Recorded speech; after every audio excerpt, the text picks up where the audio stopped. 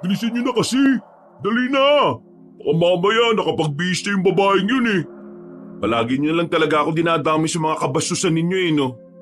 Sus, kunwari ka pa. Gusto mo rin naman. Tingnan mo nga oh, kasama ka namin naglalakad ngayon. Nandito ako kasi ang sabi ni Hogan, babayaran niya utang niya kapag sumama ako sa inyo. Aminin mo na kasi na gusto mo rin makita yung babae. Kunwari ka pa. Tayo-tayo na lang naman magkakaibigan eh. Nagsisinungaling ka pa. Ugok nyo. Di nyo ako kapareho no. Mabuti akong tao. Pinanganak ako sa simbahan eh. Sus, manahimik ka nga. Anong pinanganak sa simbahan? Pinanganak ka mo sa basura na nasa gilid ng simbahan. Uy, huwag na nga kayo maingay. Malapit na tayo sa ilog. Mga manyakis talaga itong mga to. Kakaurat naman kayo. Yan, sakto. Nandito pa siya. Yun? Yung babaeng yun yung sinasabi niyong maganda at sexy? O bakit? Hindi ba? Bulag ka ba? Tingnan mo nga oh. Ang sexy, di ba? Ang kinis. Pambihira. Basta talaga kamanyakan. Kahit na nasa malayo eh, kitang-kita nyo pa rin eh, no? Oh, manahimik ka. Lalapit tayo. Marahang naglakad ang magkakaibigan sa batuhan. Ang ganitong gawain ay ilang araw nang ginagawa ni Hogan at Joaquin. Pero sa puntong ito, naimpluwensya na rin nila si Alex. Totoo ang sinasabi ni Alex, naiiba siya sa dalawa. Kahit na lumaki siyang walang magulang, namulat naman siya sa pagiging maayos ang ugali. Hindi siya manyak, hindi siya bastos. Pero dahil nga hindi magbabayad ng utang si Hogan hanggat hindi siya sumasama, napilitan siyang sumunod sa mga ito. Pumwesto sila sa likod ng malaking bato. Mula sa kanilang kinalalagyan, nakikita nila ng mas malapitan ang magandang imahe ng babae. Nakasuot lamang yon ng manipis na bra at panty, kaya naman halos lumuwa na ang mata ni Hogan at ni Joaquin sa mga sandaling ito. Habang si Alex naman ay nakakaramdam lang ng pagkailang. Oh, di ba? Ang sarap sakmalin. Sana maging aso na lang ako para pwede ko siyang kagatin. Rawr! Iba ang pangarap ko. Ayoko na maging pulis. Pangarap ko na lang maging bra at panty. Ay nako, hindi ko kinakaya mga kabanyakan nyo. Hogan, akin na yung bayad mo sa utang. Sumama na ako sa iyo ha. Kailangan ko na umuwi kasi. Ano ka ba? KJ mo naman. Kararating nga lang natin eh. Maiwan ko na kayo dito. Ako aalis na. Yung pera akin na. Dami pang sinasabi. Agad na bumunot sa bulsa ang binatang si Hogan. Napapakamot pa ito sa ulo dahil labag pa sa kalooban na magbayad ito. Napangiti naman si Alex dahil makalipas ang halos isang buwan, nagbayad na rin ang kaibigan. Tinapik niya sa balikat ang dalawa at nagpaalam. Aalis na sana siya nang biglang marinig nilang napasigaw ang babae. Paglingon nila, nakita nilang tila nalulunod na yon sa malalim na parte ng ilog. Walang pagdadalawang isip na tumakbo si Hogan at Joaquin patungo roon. Habang si Alex naman ay kalmado lang na lumapit. Nailigtas naman ni Hogan at Joaquin ang dalaga. Nag-aagon pa nga ang dalawa kung sino ang magkakarga kaya naglakad na lang mag-isa ang babae. Maraming salamat talaga. Buti na lang pala may nakarinig sa akin. Pasensya na kung nabasa pa kayo dahil sa akin. Ay naku, ayos lang naman oh. Likas na talaga sa amin na maging matulungin eh. Anong likas? Hindi nga kayo mautusan sa bahay ninyo. Kumusta naman? Nakainom ka ba ng tubig? Ayos lang naman ako. Namulikat kasi ang pa ako kanina eh. Kaya ayun, nawalan ako ng lakas. Sa susunod, iwasan mo na lang magpunta sa malalim na parte. Lalo na hindi ka naman pala yata marunong lumangoy eh. Sayang ang ganda mo kung malulunod ka lang. Talaga? Maganda ako? Oo naman oh, napakaganda mo. Tapos, napaka-sexy. Maraming salamat talaga. Hindi lang kayo maginoo, mga mambobola rin. Uy, siya nga pala, ako si Hogan. Ako naman si Joaquin. Siya? Yan, si Alex. Pinakamahinhin sa amin. Magandang hapon, Alex. Magandang hapon rin. O di ba? Walang kagana-gana. Paano? Mauna na ako. Dumito na muna kayo't baka malunod pa itong babae ulit. Hindi na hinintay pa ni Alex na makapagsalita ang dalawa. Naglakad na lang siya paalis. Makalipas lang ang 20 minutos ay nakalabas na rin naman siya ng kagubatan. Kakaunting lakad lang din naman ay nakarating na rin siya sa kanilang baryo. Napapailing na lamang si Alex. Kaunting-kaunti na lang, iisipin na niyang masamang impluwensya ang mga kaibigan niya. Para bang nagsisimula na siyang makapag-isip na hindi na kaibiganin ng dalawa. Habang tumatagal kasi, palala na ng palala ang ugali ni Hogan at Joaquin. Lo, nandito na ako. Bumili ako ng paborito mong piyaya. Lo?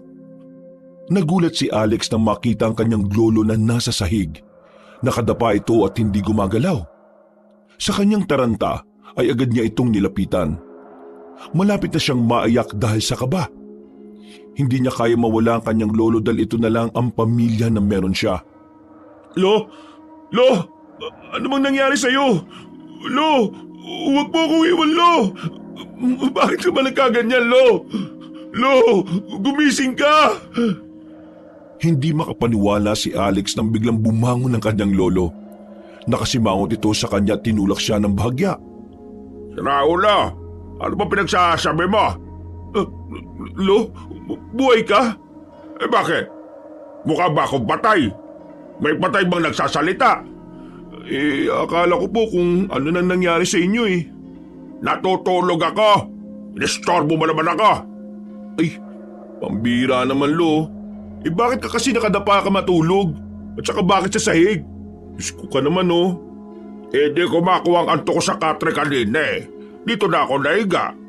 Kakaidlip ko pa lang eh. Kulit mo talaga, oh. Pasensya na. Natakot lang ako eh. Akala ko kung ano nang nangyari sa'yo. Ay, di ba, Lilo? May daladala nga pala akong piyaya. Nasingil ko na kasi si Hogan kanina eh.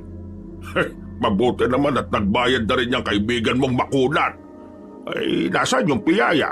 Saktong-sakto eh, nagugutom ako. Siya nga pala, Lo. Akala ko ba aalis kayo ngayong hapon? Di ba may pasyente kayo ngayon? Tungkol naman dyan, hindi na ako tumuloy. Komplikado eh. Po? Paanong komplikado?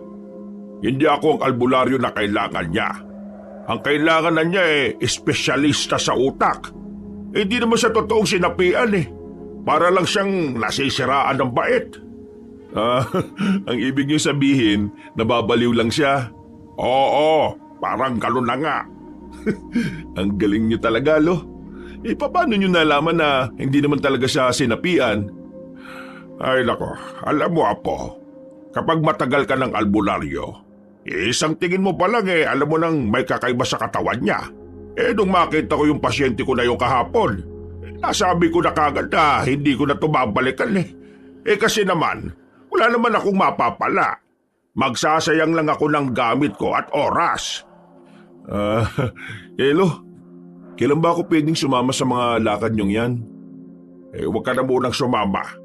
Sinabi ko naman na sa iyo na ilang beses na ayaw kong ma-expose ka sa mga gawain ko. Hindi dahil sa ayaw kong ma-impluwensyahan ka ha, kundi dahil sa pagiging peligroso nito. Di ba, alam mo naman na delikado rin ang buhay ko. Kung ano-anong elemento ang kinakaharap ko sa tuwing may pasyente ako. Kaya ayaw kong madadamay ka pa. Mabuti pa, ituon mo na lang ang atensyon mo sa pagpipinta. Alam mo naman na mas yan ang gusto kong ginagawa mo. Mas nakakatuwa ka kapag nakikita kitang nagpipinta eh. Lo, tumal nga ngayon ang bentahan ng obra sa bayan eh. Ayos lang yan. Huwag mong susukuan. Pangarap mo yan eh. Yan ang talento. Ang isipin mo lagi, hanggat may isang sumusuporta sa'yo, kahit na isa, huwag na huwag kang titigil. Masasaan ba't magkakaroon ka rin ng tamang pwesto sa industriya ng pagpipinta? Ang sarap nitong piyaya na to ah. Saan mo ba ito nabili? Sarap. Pinulot ko lang yan sa basurahan. Sila ulo ka. Biro lang, Lo. Ikaw naman, binili ko yan kay Aling Pepita. Masaya at masigla ang pagsasama nilang maglolo. Kung titingnan, para lamang silang magbarkada kung magturingan. Si Mang Durantes na talaga ang kinalakihan ni Alex. Wala na ang kanyang mga magulang. Maagang nawala sa mundo ang mga yon. Pero kahit na ganon, matinong tao na lumaki si Alex. At ngayon, sinusubukan niyang mas paglinangin ang pagpipinta na minana niya sa kanyang namayapang ama. Olo, saan naman kayo pupunta? 9:00 na ng gabi ah. May pupunta lang akong kakilala. May kailangan kasi kaming pag-usapan eh. Eh ikaw, matulog ka ng maaga ha. Baka madaling araw na kasi ako makabalik. O sige lo, mag-iingat kayo ha. Hindi na kumontra pa ang binatang si Alex. Sanay naman na kasi siyang umaalis ng alanganing oras ang kanyang lolo. Iniligpit na lamang niya ang mga gamit ng kanyang lolo na nasa bakuran nila. At habang ginagawa niya yon, biglang dumating ang kanyang dalawang kaibigan para mambwisit na naman sa kanya. Ay, sayang pre. Umuwi ka kasi kagad eh. Alam mo ba yung nangyari? Alam mo ha? Alam mo? He, para kang timang. Huwag mo ngang ilapit mukha mo sa akin. Kung talaga wakin no. Halikan mo ba ako? Umupo ang dalawang binata sa harapan ng pintuan para hindi siya makadaan. Mukha pa lang ng mga ito ay parang may nangyari ng kakaiba. Pre, nung umalis ka, niyaya kami ng babae na yun na pumunta sa karinderya nila. Nilibre niya kami. Isus, kakapal na mga mukha nyo. Minanyak nyo na nga, nagpalibre pa kayo. Siya naman na nagsabi na ililibre niya kami. Kapalit daw yun ng pagliligtas namin sa kanya. Hoy, ano nangyari nung nasa karinderya na kayo? Malamang, marami kami kinain. Tapos, alam mo ba kung anong pinakamagandang nangyari?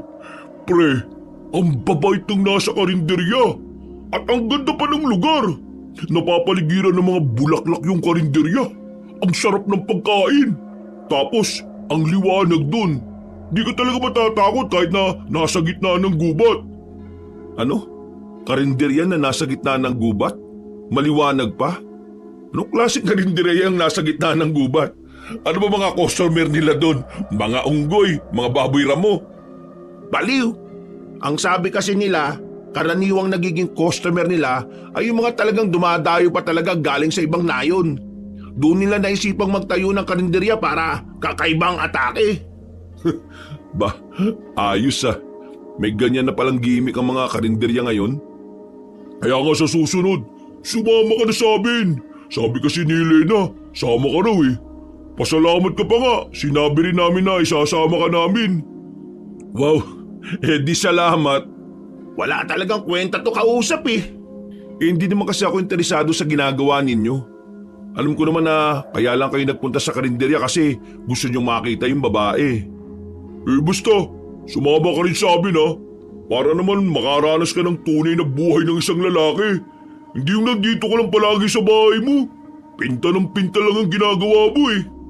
Mas ayos naman sa akin na nandito lang ako sa bahay. Kahit nagpipinta ako, masaya ako. At saka, hanap buhay ko rin naman yan eh. Hindi nyo naman ako kagaya na may mga kaya sa buhay. Mga magulang nyo mayayaman. Kaya kahit maging tambay kayo, mabubuhay pa rin kayo. Grabe naman to magsalita oh. Parang sinabi mo naman na wala kaming kwenta. Ay, kayo nag-iisip niyan at hindi ako. Wala, ganyan ka. Gusto ko lang naman namin isama sa mga happenings namin pero ginaganyan mo kami. Sige na nga, aalis na lang kami. Tampururo tamputik, sisirain pa yung gate namin paglabas nila eh. Hindi na lamang inintindi ni Alex ang dalawa. Pumasok na lamang siya sa loob. Kinabukasan ng umaga, maagang sinimulan ni Alex ang kanyang pagpipinta. Balak niyang ipinta ang aswang na pumasok sa kanyang panaginip. Tulog pa ang kanyang lolo, kaya sinamantala na niyang wala pa itong iniuutos sa kanya. Dakong 10:00, kalahati na ang napipinta ng binata. Litaw na ang itsura ng aswang. Aswang yan ah. May pinagkopyahan ka ba niyan? Ay, gising ka na pala, lo. Wala. Ipininta ko lang yung nasa panaginip ko. Nanaginip ka ng aswang? Oo, Lo. Ang weirdo nga eh. Nung una, sa panaginip ko, kasama ko si Hogan at Joaquin. Tapos, biglang nagbago yung eksena. May nakikita na lang akong aswang. Buong buo yung imahe niya sa utak ko eh. Kaya bago ko pa makalimutan, pininta ko na. Alam mo ba na ang kasabihan ng matatanda? Minsan, nagiging totoo ang panaginip kapag pinipinta. Ha? Totoo po ba yun? Kasabihan nga, di ba? Ibig sabihin, pwedeng mangyari. Pwede rin namang hindi. Lo, nakakita ka na ba ng aswang? Sandaling napatigil ang matanda sa paglagok ng hawak nitong tasa ng kape. Bumuntong hininga ang matanda. Para bang nagdadalawang isip itong sumagot. Hindi pa. Nakakita na ako ng aswang. Ang kaso, patay na. Po? Bakit patay na? Hindi ko alam. Dinatnan namin ng mga kasama ko yung napatay na eh. May palaso sa ulo. Ang kutob namin, binira yun ng mabagsik na manunugis. Kailan ba nangyari yan? Tagal na. Binata pa ako noon eh. Pambira naman. Ang tagal na pala. Akala ko naman itong nakaraan lang eh. Sa ngayon kasi, moderno na ang panahon. May mga aswang pa rin yan pero mas magagaling na silang magtago. Ang iba, gumagamit ng salamangka para makapagkubli sa kung saan-saan. Gumagamit ng salamangka? Ano yun, magic? Kapangyarihang itim ang ibang tawag doon. May mga aswang na may kakayahang makagamit ng kapangyarihang itim. Ang kakayahan nilang yon natutunan pa nila sa mga mangkukulam. Grabe. Akala ko mga aswang tamang kaluskus lang ng bubong eh. Marami ka pang hindi alam sa aswang. Baka kapag nalaman mo mga uri nila mawindang ka. Oh, ano? Dito na muna ako. Mag-aanda lang ako ng kakainin natin. Naiwang mag-isa si Alex habang napapaisip sa hindi malamang dahilan. Bigla na lamang siyang nagkaroon ng interes sa mga aswang. Hindi na niya naituloy ang ginagawa. Nakaramdam na rin kasi siya ng gutom. Bandang 11:00 na sila nakapagtanghalian. Aba, himala, nagugas ka ng pinggan. Bakit? Mukhang may sakit ka yata. Lagi naman ako nagugas ng pinggan, Lo. Hindi mo lang napapansin kasi palagi kang wala sa bahay. Kung sa bagay. Mabilis na lumipas ang mga sandali. Sumapit na rin ang kinagabihan. Habang nagre-relax ang binatang si Alex, biglang dumating ang kanyang lolo. Kalmadong matanda, pero meron itong sinabi sa kanya na hindi niya inaasahan. May nangyari sa dalawang kaibigan mo. Sumama ka sa akin, dali. Ho? Si Hogan at Joaquin? Bakit to? Anong nangyari sa kanila? Mamaya ka na magtanong. Kunin mo na lang yung ipapadala ko at aalis tayo ngayong gabi. Dadaling kita kung nasan sila. Noong mga sandaling yun ay kinabahan si Alex. Pakiramdam niya ay hindi pangkaraniwan ang nangyari sa dalawa niyang kaibigan. Kilala niya ang kanyang lolo. Kapag masyadong seryoso ang matandang lalaki, alam na niyang hindi basta-basta ang problema. Umalis sila ng bahay. Agad silang pumasok sa kagubatan. Makalipas lang ang halos 15 minutong lakaran, narating na rin nila ang isang malaking kubo na may malawak ding bakuran. Naroon ang iba pang albularyo na kakilala ng kanyang lolo. Kaunting lakad lang papunta sa likod ng bahay, nakita naman niya si Hogan at Joaquin na nakagapos sa kawayan. Lolo, bakit niyo sila ginapos dyan? Ano mang nangyayari? Hindi nagsalita ang matanda. Tinapik ni Mang Durantes ang pisngi ng dalawa para gisingin. Tinapatan ng matanda ng ilaw ang mukha ng dalawang binata. Laking gulat ni Alex nang makita niya ang itsura ng mga yon. Lo, bakit sila ganyan? Anong nangyari dyan? Bakit parang mukha silang alimaw? Bakit ang haba ng pangil nila at bakit namumula mga mata nila? Kaya nga kita dinala rito para sabihin sa iyo ang kalagayan nila. Huwag ka sanang magugulat ha. Ano? Sira ulo, wala pa ako sinasabi. Kala ko may sinabi na kayo. Binatukan siya ng matandang lalaki. Napatahimik naman siya kaagad.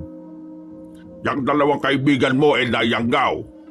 Ang yanggaw pabamaraan ng mga aswang para sa isang normal na tao na maging kagaya na rin nila. Merong pinakain o pinainom sa kanila na kapag napunta yun sa sikmuran nila, kusang may mabubong itim na bato sa loob ng katawan nila. Ang batong yon ang pinagmumulan ng dugo ng pagiging aswang. Kaya kailangan ko matanggal yun bago mag-umaga. Kapag hindi ko nagawa yun sigurado, hindi na sila makakabalik sa dati. Nakulo, gawin niyo po ang lahat na makakaya niyo. Hindi sila pwedeng maging aswang. Sila lang ang kaibigan ko sa atin . Huwag ka mag-alala, Apo. Hindi naman ito ang unang beses na magtatanggal ako ng itim na bato. Ilang beses ko naman na itong ginawa. Sumenya sa matandang lalaki sa iba nitong kasamahan. May kung anong bagay na itinurok sa dalawang binata at muli itong nawala ng malay. Iniga nila yun sa mahabang lamesa. Hindi nga nagtagal, sinimulan na rin ni Mang Dorantes ang aktibidad dito. Pumasok ka na muna sa kubo. Ayaw kong makita mo yung gagawin ko. Napansin ni Alex na may hawak na maliit na kutsilyo ang kanyang lolo. Naisip niya agad na baka hihiwa ito sa katawan ng mga kaibigan niya. Isa pa naman sa trauma niya ang mga dugo. Kaya naman, pumasok siya sa loob ng kubo at nagdasal na lamang na sana maging matagumpay ang gagawin ng kanyang lolo. Habang naroon siya, agad na nagbalik sa alaala niya ang sinabi ni Hogan at Joaquin sa karinderya. Naalala niya rin ng babaeng si Helena. Hindi siya maaaring magkamali. Ang babaeng yon ang may pakana ng lahat. At hindi rin siya maaaring magkamali ng hinala na baka ang babaeng yun ang aswang. Napalunok na lamang siya ng laway habang kinakabahan. Makalipas lang ang halos 2 oras, nakaidlip na rin siya sa kakahintay. Nang magising ay natapos na ng kanyang lolo ang ginagawa nito. Natanggal na namin ang itim na bato. Bumalik na rin sa dati ang anyo nila. Maya-maya lang magigising na rin sila. Hindi na namin ginamitan ng kutsilyo. Walang operasyon na nangyari. May pinainom lang ako para pasukahin sila. Nailabas nila ng maayos ang bato. Pero tsak, hinang-hina sila kapag nagising. Kaya nagpanda na kagad ako ng maraming pagkain. Naku, mabuti naman kung ganun. Akala ko talaga sila na magiging unang aswang dito sa atin. Makalipas lang ang halos 20 minutos ay nagkaroon na ng malay si Hogan at Joaquin. Kagaya ng sinabi ni Mang Dorantes, nangihina ang mga ito. Kaya naman agad silang pinakain. Parang mga asong gutom na gutom ang dalawa na tila mauubusan ng kakainin. Pero nang makaramdam na ng kabusugan ay saka na sila napasandal sa kanilang kinauupuan. Anong pakiramdam ninyo ngayon? May sumasakit ba sa katawan ninyo? Wala naman, pero parang nahihilo pa rin ako . Ako ayos na. Gutom lang talaga. Hoy, kayong dalawa, hindi man lang ba kayo magtataka kung anong nangyari sa inyo? Napatingin lang ang 2 binata sa paligid. Sa puntong ito pa lang sila napaisip kung anong ginagawa nila roon. Hanggang sa naalala na nga nila kung ano ang nangyayari sa kanila bago sila mapadpad doon. Sobrang sakit ng tiyan namin noon. Tapos, naglalaway kaming 2. Hindi ko na rin maalala kung papaanong magkasama kami ni Hogan . Basta, pareho kaming namimilipit sa sakit. Nasa gubat kami. Pagkatapos ng kirot, bigla kaming nakaramdam ng gutom. Kung ano-ano na ang naiisip namin. Nakakita kami ng kambing. Dadakmayin sana namin yun pero may dumating. Hindi na namin alam yung sumunod na nangyari. Dadaanan ko kayong 2 sa gubat na hinahabol yung kambing. Nang marinig kong umaangil kayo, hindi na ako nagduda pa. Naging aswang na kayo. Ako yung dumating. Ako yung tumulong sa inyo para makabalik sa katinoan. Seryoso? Naging aswang kami? Oo, seryoso. Pagdating ko nga rito kanina nakita ko kayong aswang yung anyo nyo. Mabuti na lang talaga at may kaalaman si Lolo Durantes sa pagtanggal ng itim na bato. Aminin niyo sa akin, meron ba kayong nakain na kakaiba o tumanggap ba kayo ng pagkain sa hindi niyo kilala? Nagkatinginan ng dalawa. Agad nilang naalala si Helena kaya hindi na rin naman sila nagkaila. Yung nakilala po namin babae sa ilog, dinala niya po kami sa karinderya nila at doon po kami kumain. May tuturo niyo ba kung nasaan yung karinderya? Opo, natatandaan namin. Basta, nasa gitna siya ng kagubatan. Nasa gitna ng kagubatan? Sigurado ba kayo sa sinasabi ninyo? Yan din ang una nilang sinabi sa akin, Lo.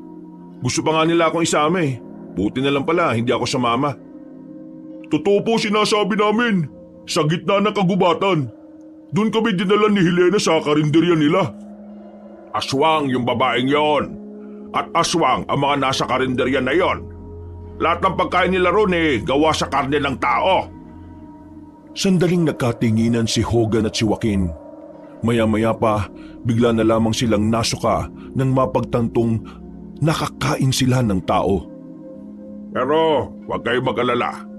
Dahil malinis na ang katawan ninyo dahil sa ginawa ko.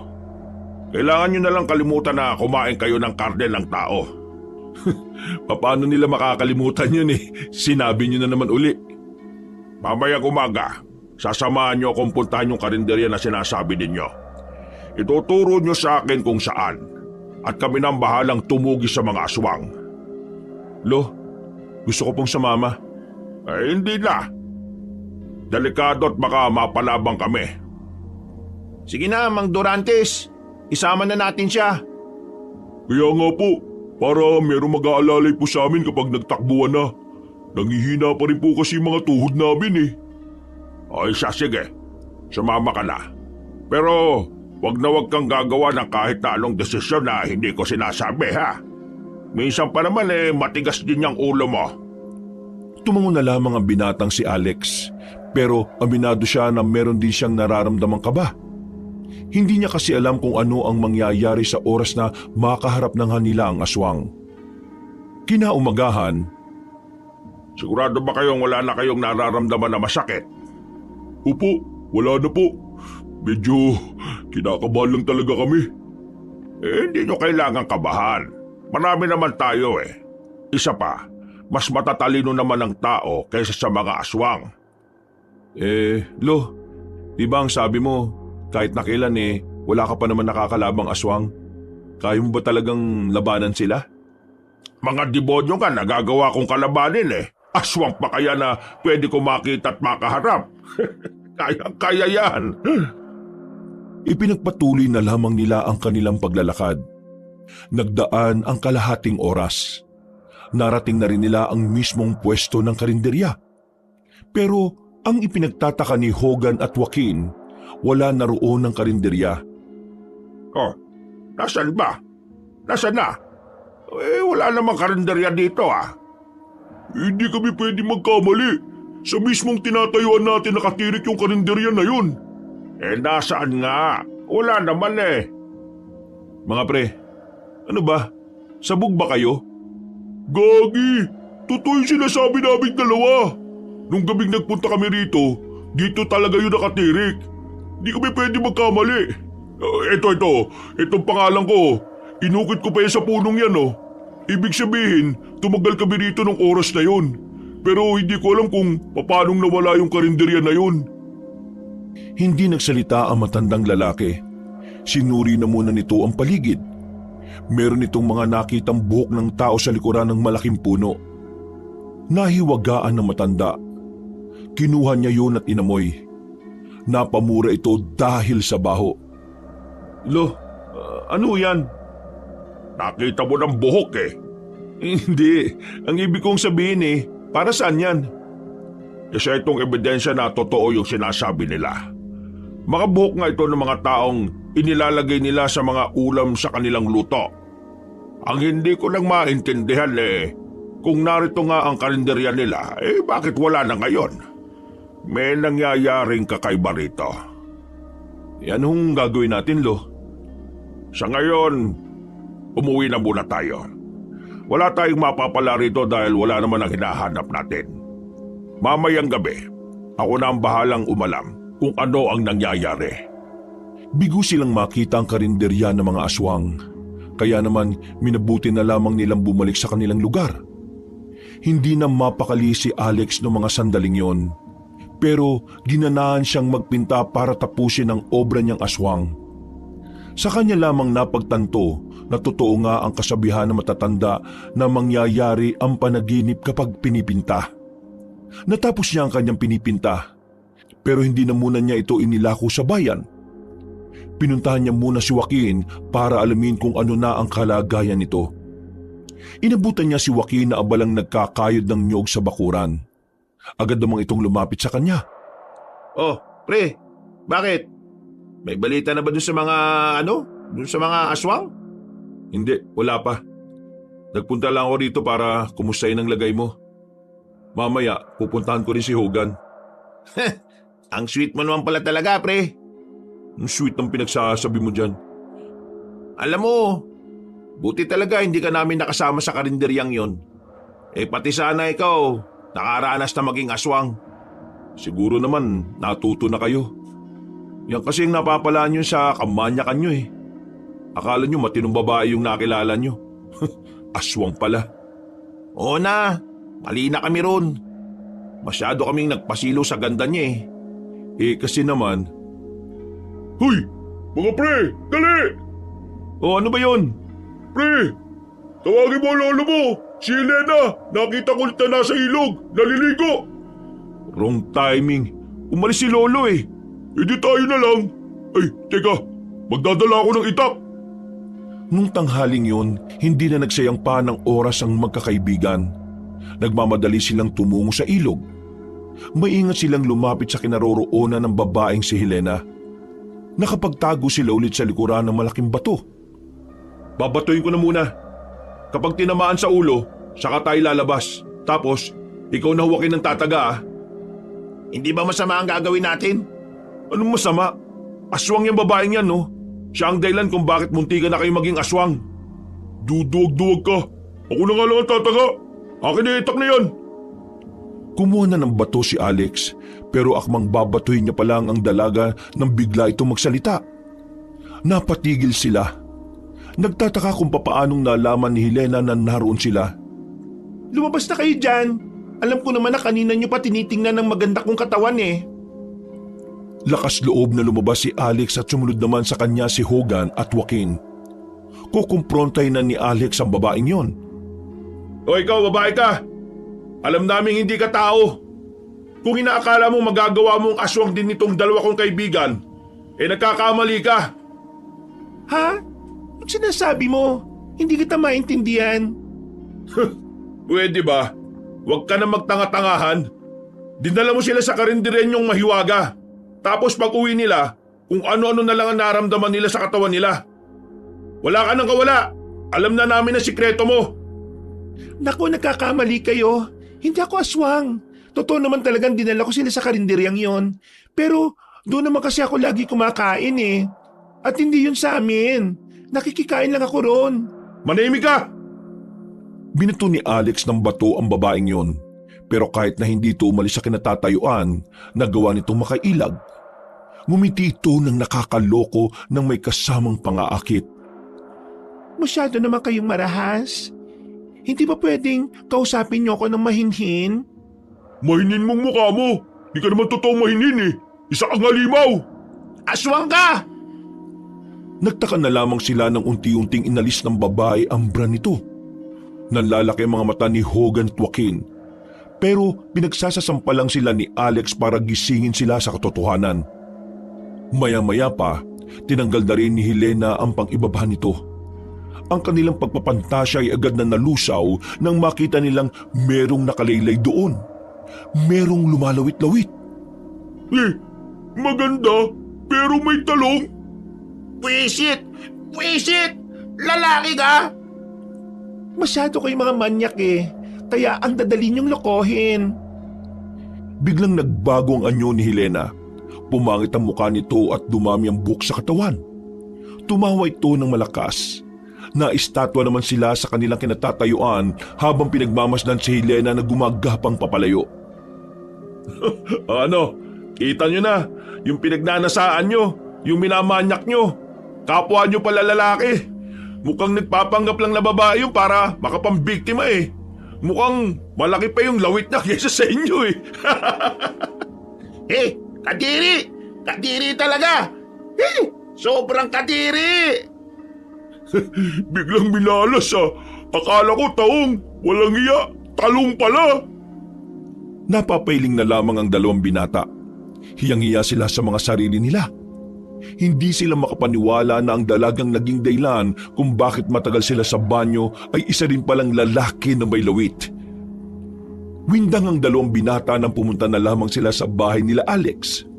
Hindi naman matigil sa kakatawa ang matandang si Durantes sa kanyang nalaman. Yan kasi ang napapala ng mga mahihilig. Pinagnasaan niyo yung kapwa niyo lalaki. Kawawa naman kayo. Ang Durantes naman, nangaasar pa eh. Ang sarap yung asarin eh. Ang asarin ng mga taong tanga. Pre, Alex, sabog ba lolo mo? Sakit magsalita eh. Kahit ako, ganyan din naman ang sasabihin ko sa inyo eh. Ang mahalaga naman ngayon eh, kumpirmado na natin na ang babaeng yun eh, siya talaga ay isang aswang. Kailangan ko nang malaman kung anong meron sa karinderya nila at bakit biglang nawala. Kaya naman, ganito mamayang gabi, tutungo kami ron ng mga kasamahan ko. Aabangan namin kung lilitaw yung karinderya. Hindi na nagsalita ang tatlong binata, pero nakakaintindihan na sila base sa kanilang mga tingin. Plano nilang palihim na sumunod kay Mang Durantes. Kaya nang sumapit nga ang kinagabihan, hinintay na muna nilang makaalis ang matanda. Habang walang kamalay-malay si Mang Durantes, sinundan nila ito. Kung tutuusin, pwede naman silang mauna dahil alam naman nila kung saan.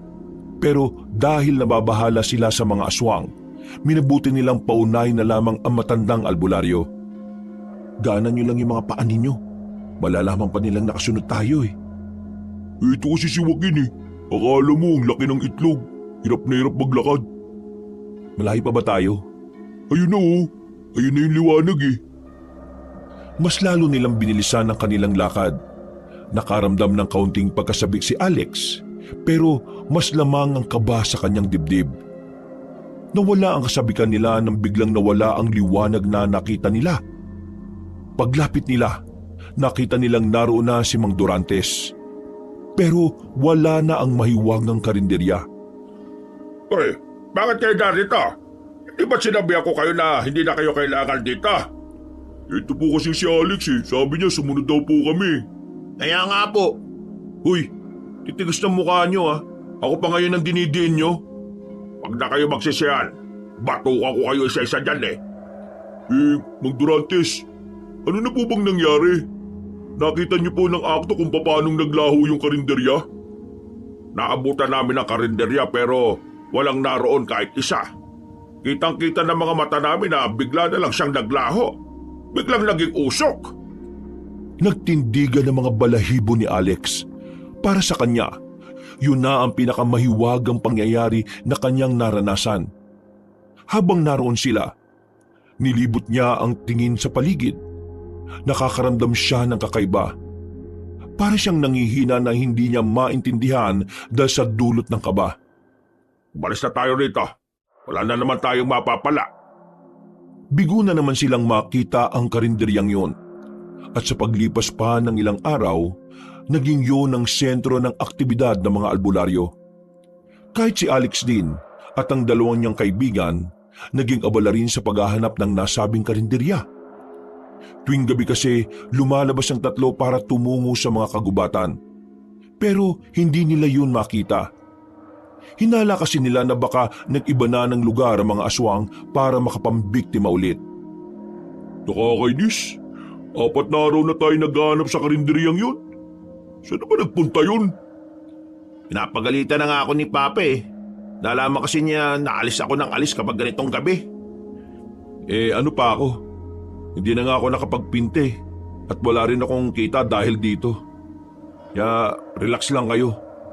Makakatsyempo rin tayo sa lintik na karinderya na yan. Pero kung iisipin mo, no, high-tech na rin yung mga aswang. Kasi nawawala yung karinderya nila. Bugok talaga to kahit na kailan. Anong high-tech? Ang sabi ni Mang Durantes, gumagamit ng itim na kapangyarihan ng mga aswang. Ibig sabihin, may sa demonyo talaga sila. Kaya nga dapat maging maingat din tayo eh. Lalong-lalo na kayong dalawa. Kahit na nakaligtas kayo sa Yanggaw, hindi natin sigurado kung hindi na nila kayo babalikan. Nakilala pa naman tayo nung babaeng yun, nung lalaking yun. Bakla ata yun eh. Alam mo, wala naman akong problema sa bakla eh. Pero hindi ko matanggap na aswang siya. Nakakainis. Napatigil ang tatlo sa kanilang paglalakad nang biglang makarinig sila ng mga tawanan. Mga parang nag-uusap ng malakas. Para bang mga nag-iinuman nung una. Hindi naman nila yung pinansin. Pero napaisip si Alex nang meron silang makitang liwanag sa loob ng kagubatan. Doon din nagmumula ang mga ingay na kanilang naririnig. Naiisip niyo ba yung naiisip ko? Pre, ito na ba hinihintay natin? Di ba natin tatawagin mo na si lolo mo, Alex? Wala si lolo sa bahay eh. Ihandaan niyo na lang yung dala nating gaas. Sisilban natin sila. Matapang na tumungo ang magkakaibigan sa kagubatan. Pinuntahan nila ang karinderya. Pero nang naroon na sila, lumakas ang kanilang kaba. Biglang nawala ang mga naroon. Pero natira ang karinderya. Maliwanag, tahimik at organisado ang mga kaldero sa harapan. Maging ang mga lamesa ay nakalagay rin ng maayos. Oh, bakit bigla silang nawala? Teka, ligtas ba tayo rito? Huwag na natin sayangin ang oras. Tara, sunugin na natin to habang narito pa. Kinuha ni Alex ang gaas.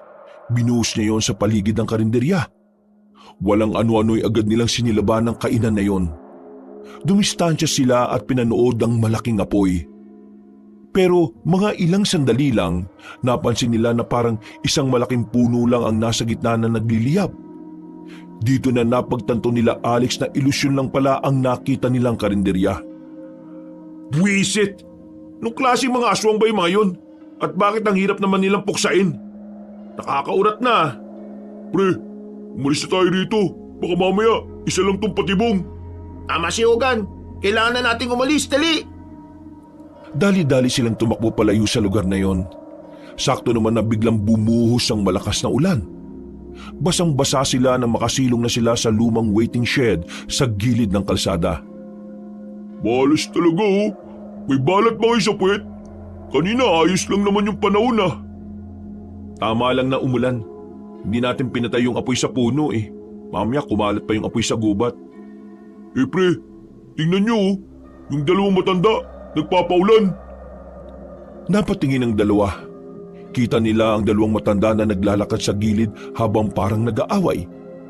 Nang makalapit na yon, nakisilong din ang mga yon kasama nila. Nagbubunga nga ang dalawang matanda. Kanya-kanyang banata ng salita. Kaya natahimik na lamang silang tatlo. Hindi nila alam kung papaano nila patitigilin ang mag-asawang yon. Sos! Palibasa nung kabataan natin hindi naman tumitigas ang ano mo, kaya hindi tayo makabuo ng anak. Ay, ano hindi natigas? Kaya hindi ito tumitigas kasi hindi ka naman maganda dati. Sos! Nagsalita ang gwapo!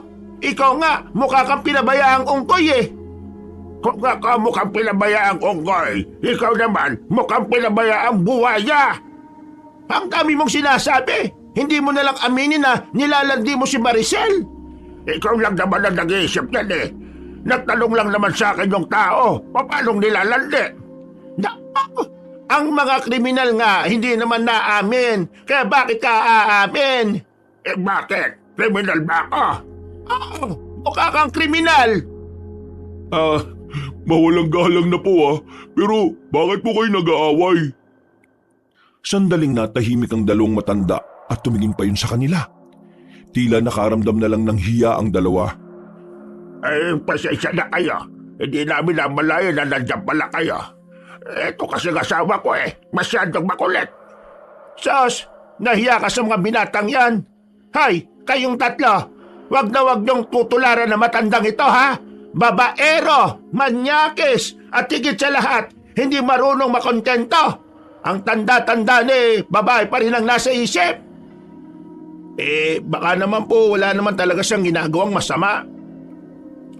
Nakita mo, kahit sila alam din nila na wala kong ginagawang mali. Diyos ka, ang mga lalaki talaga'y pare-pareho. Pagdating sa pangungonsinti, magkakasundo kahit na hindi naman makakakilala. Anong nakakampihan ang sinasabi mo? Ang sabihin mo, kayong mga babae kasi laging tamang hinala kahit wala naman kayong matinong basihan. Kung ano na lang talaga ay maisip nyo yun na. Ay naka, bahala ka na nga sa buhay mo. Bahala ka na mag-isa. Magsama-sama kayo. Bahala ka na rin. Nakakasawa ng ugali mo. Naglakad pali sa matandang babae.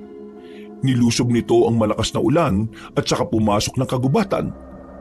Nung mga sandaling yon ay masyadong nadala ang tatlong binata sa malapelikulang away ng dalawang matanda.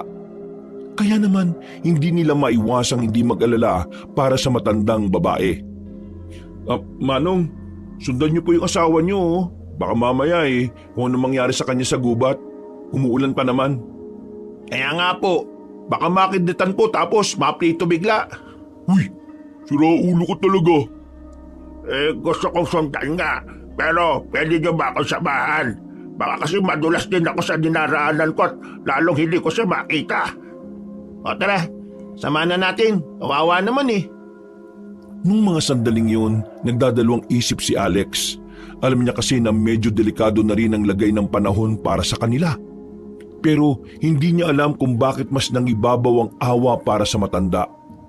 Kaya kahit na hindi naman nila yung kilala, pumayag silang samahan ng matandang lalaki.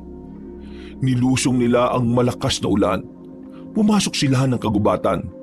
Hindi naging madali para sa kanila na makita ang matandang babae. Bukod kasi sa madilim, madulas na rin talaga ang kanilang dinaraanan. Kaya nang makakita sila ng masisilungan na lumang kubo, tumungo sila agad doon at sandaling nagpahinga. Maya-maya, hindi na nila napansin na palakasan ng palakas pala ang ulan. Hindi na sila magkarinigan. Sinasabayan pa ng malakas na kulog at kidlat. Ligtas pa ba tayo rito? Ano? Kung hindi ba tayo tatamaan ng kidlat? Anong peklat?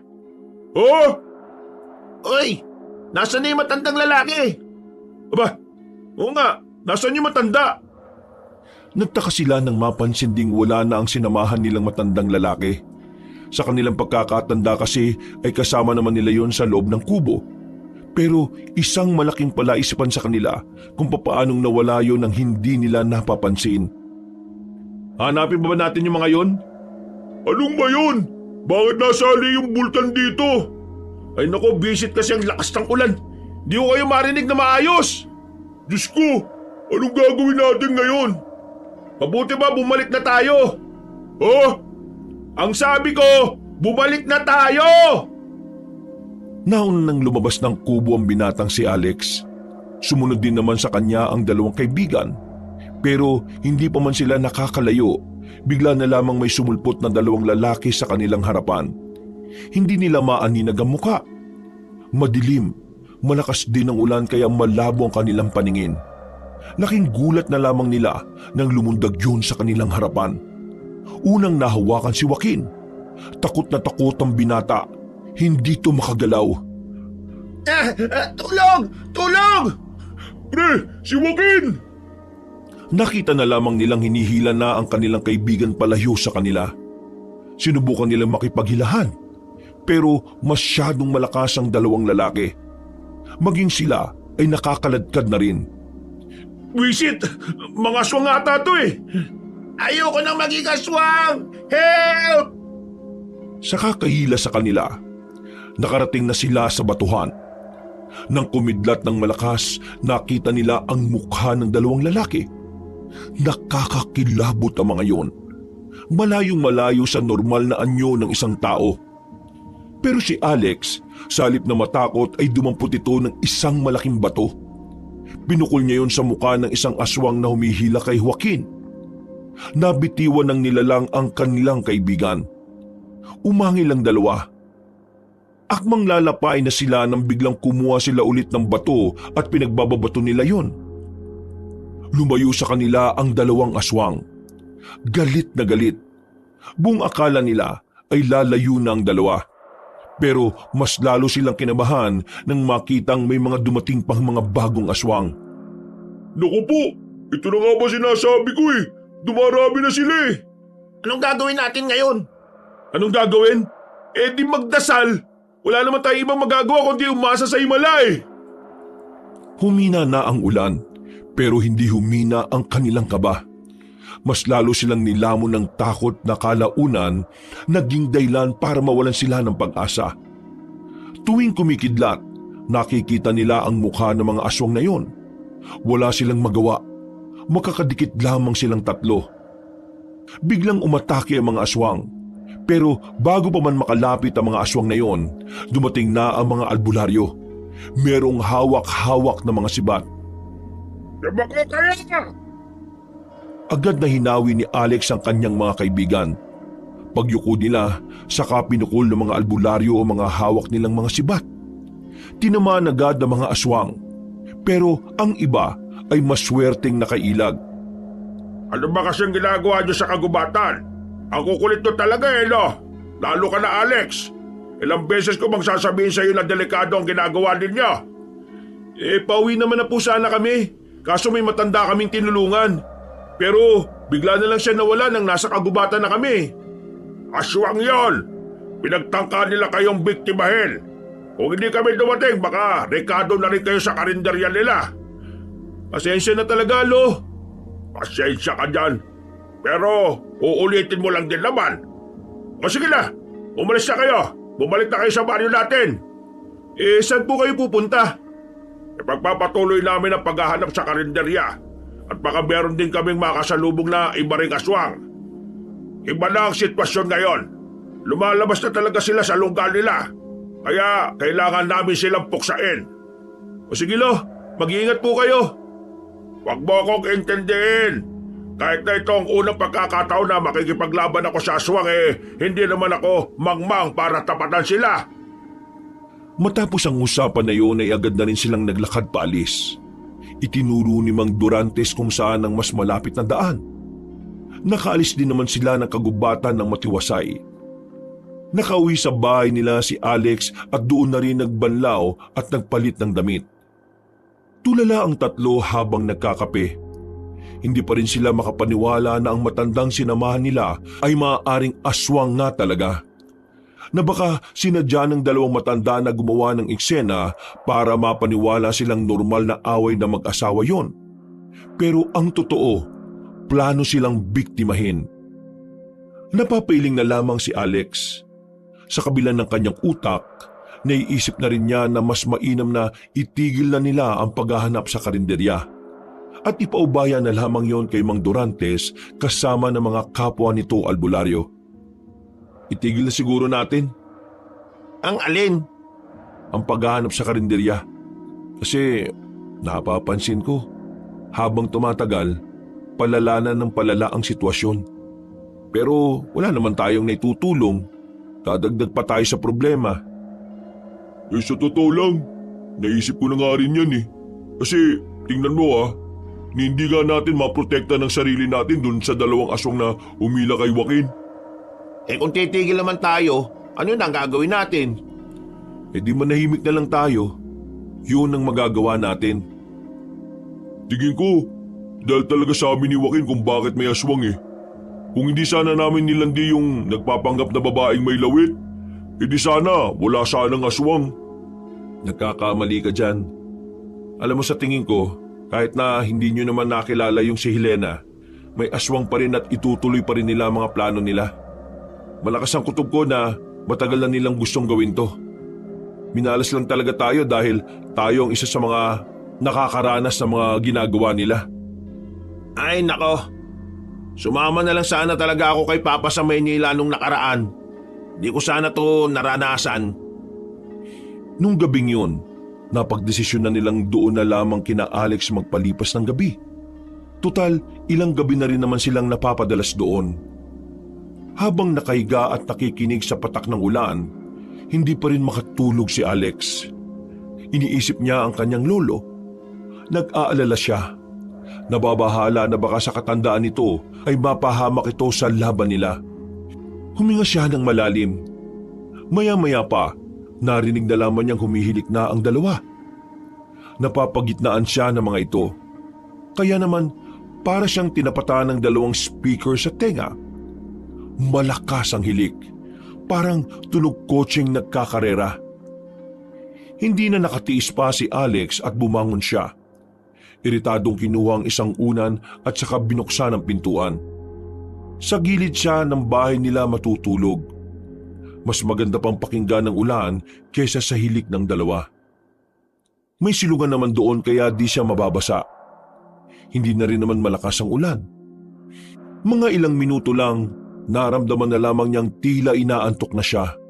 Pero wala pang isang oras, bigla siyang nagising dahil sa isang masamang panaginip. Agad niyang hinanap ang kanyang lolo sa paligid. Hindi niya yun nakita.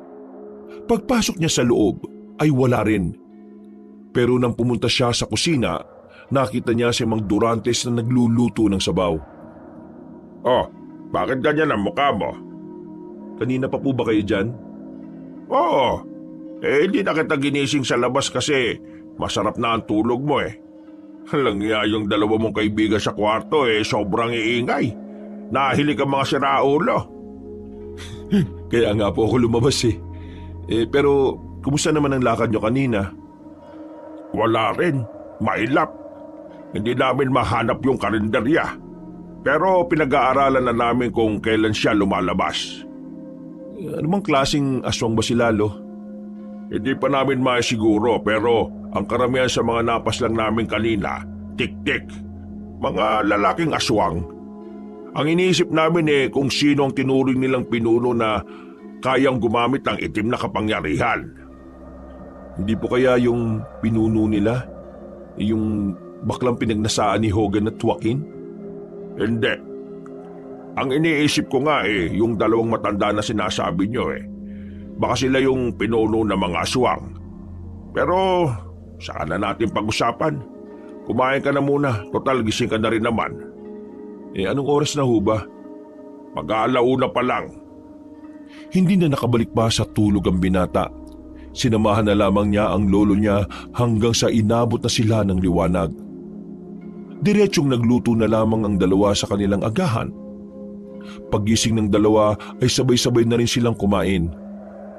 Pagkatapos ng almusal, lumayas na naman ang bahay ang matandang si Durantes. Naiwan na naman silang tatlo sa bahay. Bagot na bagot sila dahil wala silang magawa. Hindi na rin naman nakapagpinta si Alex dahil masyadong okupado ang utak niya ng mga nangyayari. Ay, boring naman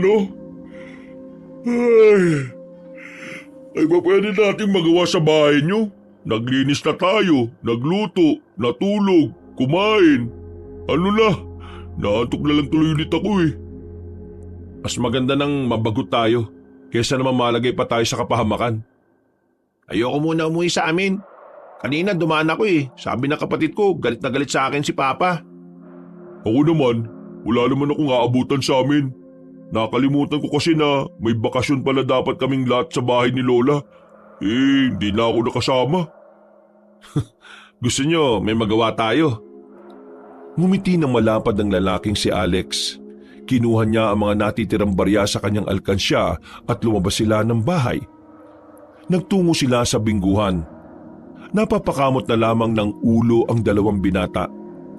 Seryoso ka ba dito? Dito talaga?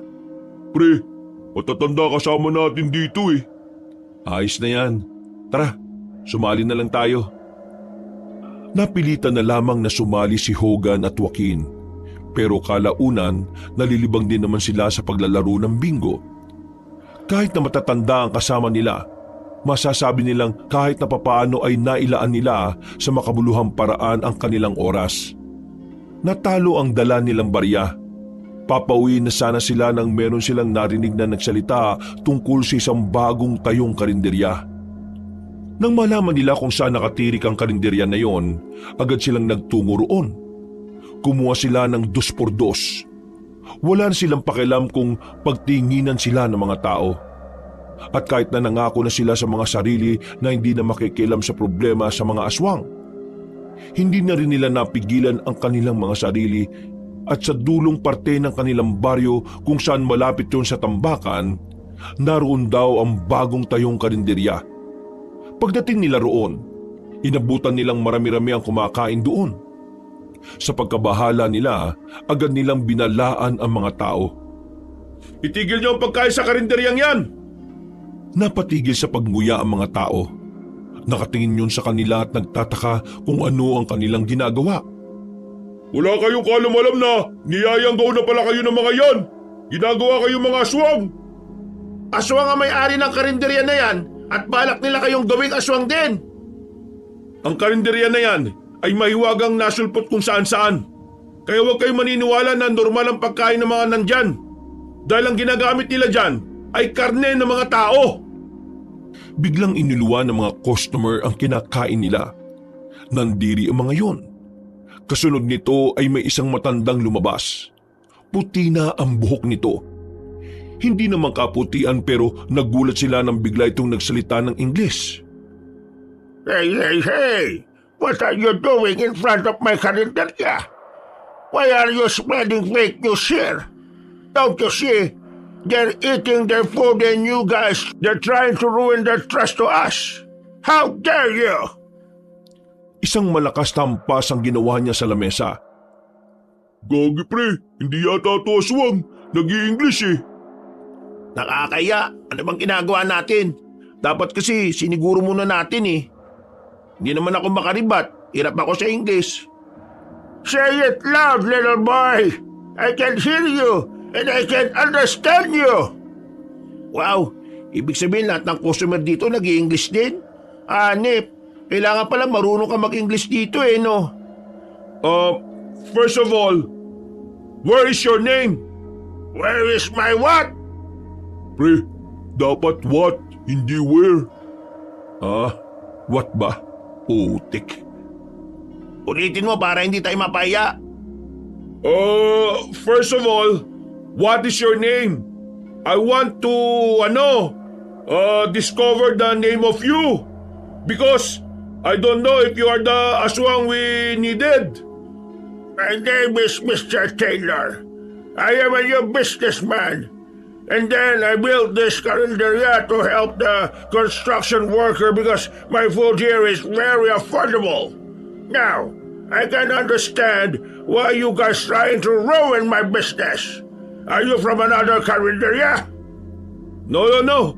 We don't have karinderya. Pero me and my tropa think that this karinderya is the karinderya in the middle of the forest. The maywagang karinderya owned na by aswang. So you're thinking that I'm a monster? Yes, but we know that you is not aswang. You is person. Normal person. Because I think no aswang can speak English na diretso. Visit. Kayo naman, naubusan na ako ng English dito eh.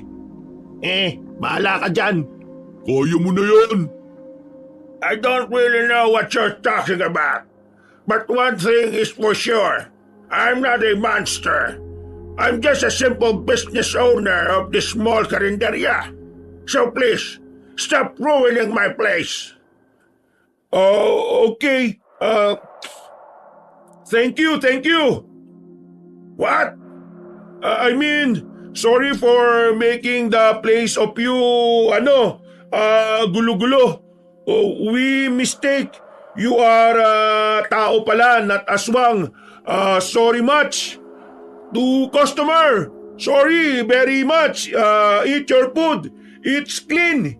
The word we say is not very true. It's like it's a prank. Okay, I will forgive you for now. But next time, I will file a case against the three of you for making false information about my business. You understand? Yes, I'm not. What? Yes, I know. Are you making fun of me? I mean, I get you what you say to me. Okay. So, just leave. Leave my customer alone. Umalis na lamang ang tatlo habang napapakamot sa ulo. Hiyang-hiya sila sa kanilang ginawa. Mabuti na lamang ay hindi na sila inireklamo ng Amerikanong business owner. Hindi man makapaniwala na may nagka-interes na dayuhan na magnegosyo sa baryo nila, inisip na lang talaga nila na ganong lugar talaga gusto ng kanuna yon na magnegosyo. Pre, ayos ka lang ba? Sumasakit ang ulo ko, pre. Dahil sa pakikipag-usap sa kanuna yon. Kayo naman tong dalawa, wala ring silbi. Sabi ko tulungan niyo ako makipag-usap eh. Pambira ka. Ikaw kayang matalino sa ating tatlo. At saka, naitawid mo naman eh. Ayos na yun. Ang malaga, hindi niya tayo inireklamo sa barangay. Pre, napapaisip pa rin ako na biglang may karinderya pala sa dulo ng baryo natin. Wala naman ako nabalitaan na may magtatayong karinderya dun eh. Baka kasi hindi lang natin nabalitaan. Kasi nga nito mga nakaraan abalang-abala tayo sa mga ginagawa natin. Mismo nga, pre. Iniisip mo ba na posibleng yun yung karinderya na hinahanap natin? Oo. Naisip ko lang naman na paano kung yun na nga. May Amerikano bang aswang? Baka nayanggaw. Baka namang di siya nayanggaw. Kasi kung nayanggaw siya, dapat yung mamumutla siya, kagaya ng sa amin. Tingnan mo, di naman namutla eh. Nangitim nga kamo rito eh. Ang tagal na siguro niya dito sa Pilipinas. Siguro nga. Baka masyado lang talaga akong nag-iisip. Huwag na natin masyadong iniisip yung kanuna yun. Ang mahalaga naman dito, hindi tayo nabulilyaso. Kung nireklamo tayo noon, nako, pwede tayong makulong. Tama ka dyan. Anong susunod na natin gagawin? Ang susunod natin gagawin, manahimik ulit. Nagluto na lamang sila ng para sa kanilang panghapunan. Mga dakong 7:00 ng gabi ay nakabalik na rin ng bahay si Mang Durantes. Hindi na nila naikwento ang nangyari. Alam kasi nilang sisermonan na naman sila na matanda. Ay ibang dalawa hindi hahanapin sa inyo. Lagi na kayo nandito eh. Nakabakasyon po yung pamilya ko. Ako lang po naiwan dito kasi hindi po ako umuwi. Ako naman, ayaw kong umuwi. Malilintikan ako kay Papa. Kapag ako pinutakte ng ama mo, mayayari ka sa akin. Lo, ano po bang balita sa ginagawa ninyo? Yung pinuno ng mga aswang, kayang gumamit ng kapangyarihan ng isang engkanto. Nang marinig ni Alex yun, ay tila naramdaman na naman niya ang kakaibang kaba nung unang beses na makita ang aswang. Napatigil siya sa pagmuya. Sa pagsasaliksik ng mga kasamaan ko itong dalawang matandang mag-asawa, yung dalawang matanda na sinamahan ninyo, nung araw daw meron silang pinatay na engkanto. Doon nila nakuha yung kakayahan nilang makagamit ng itim na kapangyarihan. Ibig sabihin, mahirap silang kalaban? Oo, mahirap. Gumagamit sila ng ilusyon. Gaya na lang ng sabulag. Sabulag? Ano yun? Isang uri ng ilusyon na kung saan aakalain mong normal na pagkain ang nasa harapan mo, pero karne pala ng tao. Anong kailangan natin gawin para makontra yung mga ganyan nilang taktika? Pinag-aaralan pa namin ng mga kasamaan ko. Bukas, malalaman ko kung ano ang magiging resulta ng lahat ng pag-aaral namin. Ikaw, Alex, kayong tatlo, ihanda niyo mga sarili ninyo, ha? Akala ko ba hindi na kami makikialam? May posibilidad na manguha sila ng tao para gawing aswang o kaya gawing panghalo sa karinderya nila. Hindi kayo ligtas doon, kaya dapat marunong din kayong ipagtanggol ang sarili ninyo. Kumuha kayo ng itak, o kahit na anong uri na pwede ninyong gawing sandata. Sanayin nyo ang sarili nyong kinakabahan para kapag nasa labanan na kayo, hindi na kayo gaanong kakabahan. Napakagat na lamang ng hotdog ang binatang si Alex. Bigla siyang nakaramdam ng pressure, lalo na't siya ang itinuturong magiging leader ng dalawang kaibigan niya. Makalipas pa ang ilang araw, nagpatuloy ang pagpapractice ng magkakaibigan. Wala na silang ibang ginawa sa buhay nila kundi ang humawak ng sandata at mag-ensayo. Pero kahit na anong gawin nila, pakiramdam nila ay wala naman silang natututunan. Dismayadong naupo na lamang ang tatlo sa gilid ng bakod. Napasandal, huminga ng malalim habang pawis na pawis. Kakayanin ba natin umarap sa mga aswang kung ganun yung galawan natin? Ay nako, nakakadismaya nga eh. Parang wala naman tayong pag-usad. Paunti-unti lang ginagawa natin. Huwag nga kayong mawalan ng pag-asa.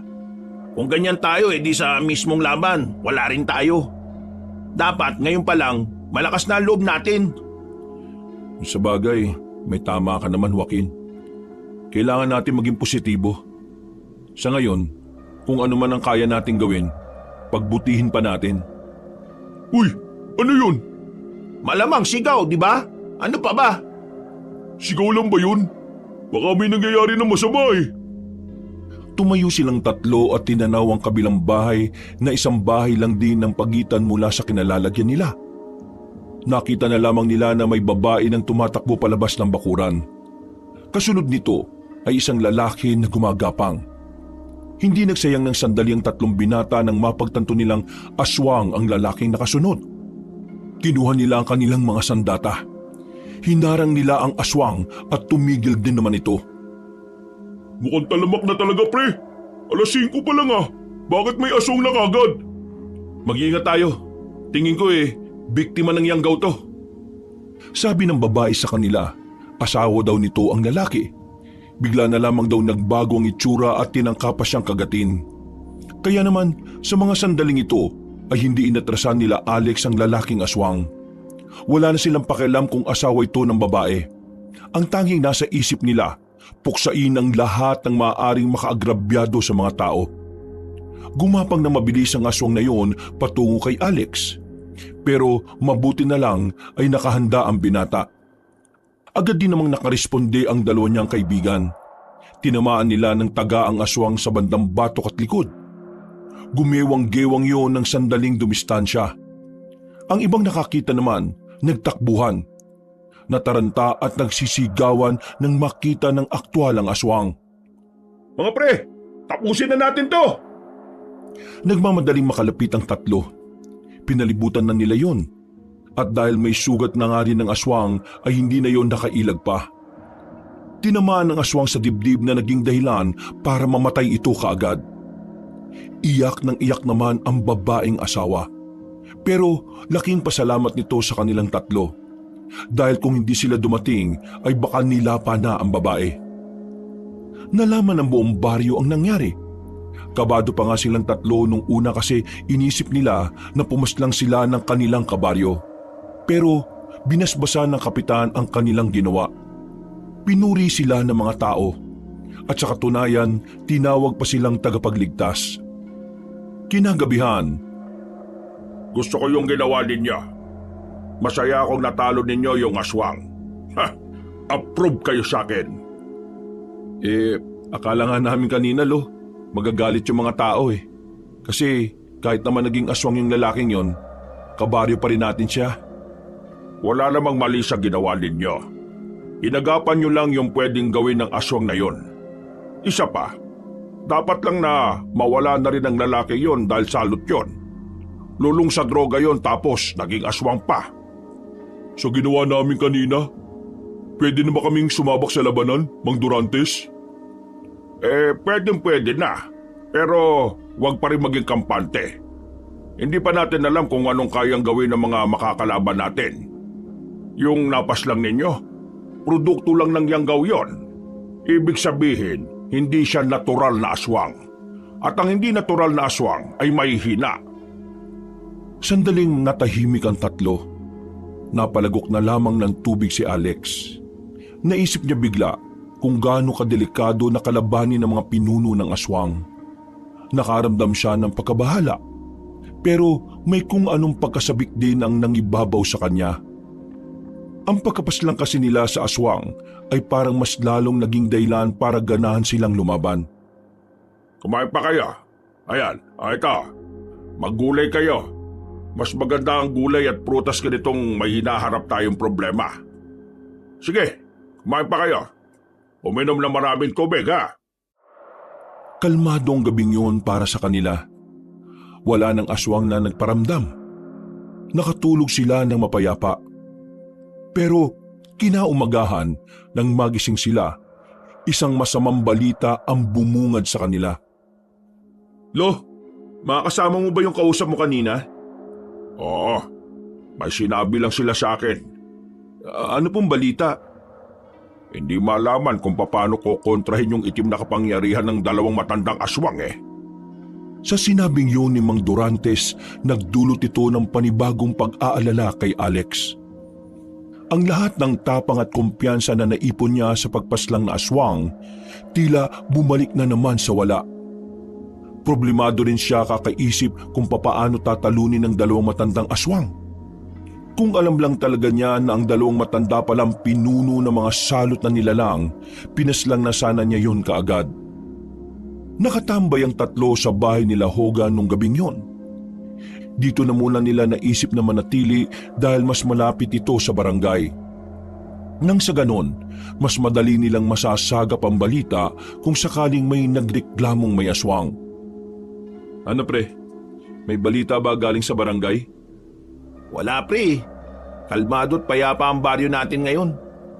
Pero parang nakakabahala yung ganito eh. Parang pakiramdam ko, nabuelo lang yung mga aswang. Tara, Anong tara? rumonda tayo. Ronda? Sigurado ka ba? Kung tayo ang una makakakita na may aswang, madali nating maabiso ng mga tao para hindi sila lumabas ng bahay. O ano, palag? Palag na. Wala naman choice eh. Kapag di ako sumama, sasabihin nyo, duwag ako. Sige, palag na rin. Parang ang exciting niya na. Sinimulan na magkakaibigan ng pagronda. Hindi na kasi sila nakatiis na naghihintay lang sila kung ano ang mangyayari. Tahimik ang paligid. Ang maririnig lang ay ang pagkilos ng mga alagang hayop sa mga bakuran.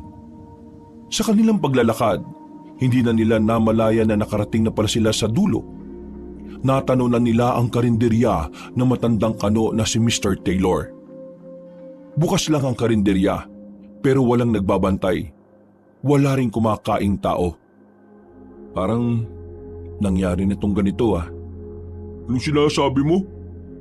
Parang ganito rin yung karinderya na dinatnan natin sa gubat. Oo nga, pero hindi natin to pwedeng sunugin. Baka makipag-Inglesan ka na naman sa kanuna yun eh. Lalapit na sana sila nang biglang lumabas si Mr. Taylor mula sa likuran ng karinderya. What are you doing here, kids? Pambihira naman talaga oh. Eto na naman tayo. Ako na nga. We are here because we walk to here. We checking the whole area. If aswang is there and if aswang is here.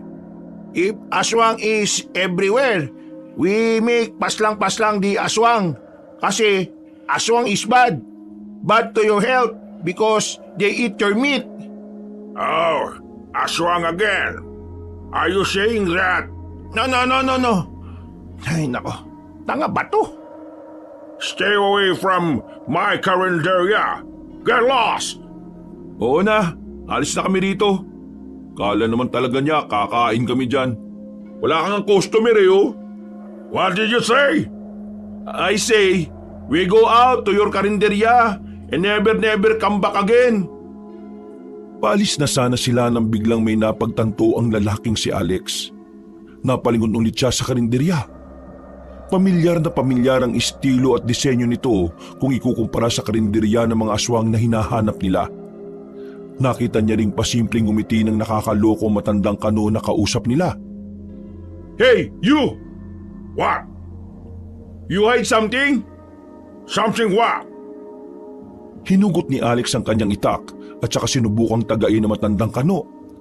Nakailag ito kaagad. Parang hindi tumatanda kung kumilos.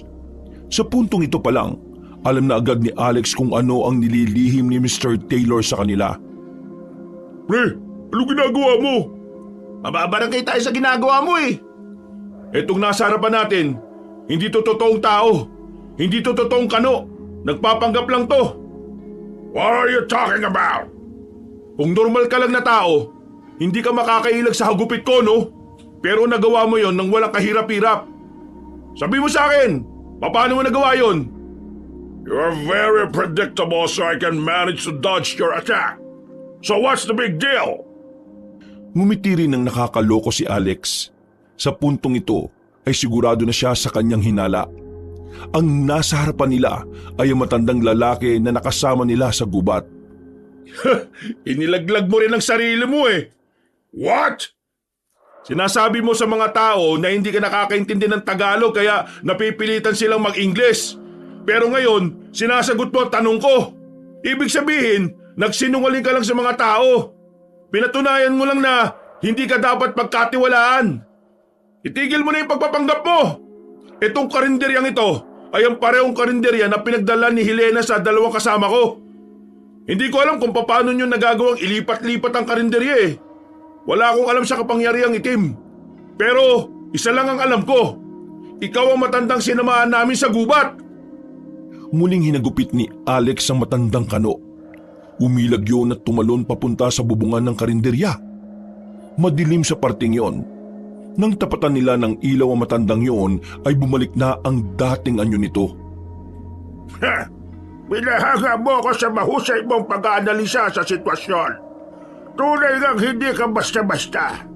Kakaiba sa dalawa mo kasama. Ngayon, ang problema ninyo, paano niyo ako tatalunin kung ang kaya mo lang gawin ay magproseso ng mga bagay na dapat intindihin? Wala kang lakas. Samantalang ako, kaya kong manlinlang gaya ng ginawa ko sa iyo kanina. Hindi ko alam kung paano ka tatalunin. Pero wala akong pakialam. Tutal, nakaharap naman na tayo. Lalaban na lang kami kaysa naman mamatay kami ng walang kalaban-laban. Iho, masyado kang mabilis. Tingin mo ba hahayaan kitang tumapat sa akin? Hindi ako lumalaban sa mga bagita. Ang sabihin mo, takot ka lang. Helena, lumabas ka na nga dyan. Ikaw ang tumapat sa tatlong ito. Alam kong gustong-gusto mo nang kainin ang isa sa kanila eh. Naglakad palabas ng karinderya ang isang lalaking nakasuot ng pambabae. Sa puntong ito na lang nila napansin na maskulado pala talaga ang katawan nito. Ang nakikita nilang sexy at maganda sa ilog ay parte lamang pala ng isang mataas na level ng ilusyon. Kumusta na kayo mga papa? Mataas ang pag-aalang ko sa mga bakla. Pero ikaw pa lang yata ang unang bakla na gusto kong sapakin sa mukha eh. Papa Joaquin, huwag ka mag-alala. Mamaya, kakainin na kita. Matagal na akong takam na takam sa iyo, no? Ikaw pala ang type eh. Huwag ka na maraming satsat. Kung ikaw ang tatapat sa amin, simulan na natin to. Ikaw matanda ka, panoorin ka kung paano namin ihatid sa impyerno itong bataan mo na may lawit. Hoy! Ang kapal na mukha mong sabihin akong may lawit. Humanda ka sa aking bansot ka. Lumabas ang mahabang kuko ni Helena. Lumundag ito ng mataas at pagbagsak nito ay kinalmot nito si Alex. Nakailag ang binata. Pero nawalan nito ng balanse kaya ito natumba. Buti na lang, rumisponde si Joaquin at Togan. Inatake nila ang binabaeng si Helena. Ang kaso nga lang, kakaiba ang bilis ng aswang na yon. Hindi rin nila tinamaan. Kaya naman ang aswang ang sunod na gumawa ng pag-atake sa kanila. Isang kalmot, nadali si Hogan sa balikat. Napatras ito at tumarang sa kanyang harapan si Joaquin at Alex. Ayos ka lang ba, pre? Ayos lang ako. Mahapdi nga lang. Oh, ano ba naman yan mga lalaki? Pero ang lalamya. Manahimik ka. Kapag nakalapit ako sa'yo, susuntukin ko yung mukha mo para tumabingi ang ilong mong nakadapa. Wow ha, ang sakit mo magsalita ha. O sige, hindi na kita bet, humanda ka. Gumapang ang Becky. Galit na galit. Gustong gusto niyang lapain ng buhay si Joaquin. Pero bago pa ito makalapit, nakagawa na ng paraan si Alex. Hinagupit niya ng itakang aswang na yon. Sa puntong ito, hindi na nito nagawa pang umilag. Tinamaan ito sa muka. Nanlalaki ang mga mata ni Helena. Mas lalo itong nanggalaiti. Walang yaka! Paano mo nagawang sugatan na maganda kong fes? Maganda? San banda? Wala kami makita, no? Maya ka nga sa katawan mo, loba! Magbabayad kayo! Magbabayad kayo sa ginawa niyo to sa akin! Mas lalong naging marahas ang aswang na yon. Muli nitong inatake si Alex. Walang nagawa ang binata kundi ang sumalag at umilag lang dito. Pero sinusubukan niyang kumuha ng magandang tiyempo. Mga ilang sandali lang, nakita ni Alex ang oportunidad. Yumuko siya ng bahagya. Nang kalmutin siya ni Helena, agad niyang hiniwa sa tagiliran ang baklang aswang. Mga pre, kayo na! Nagmamadaling makalapit si Hogan.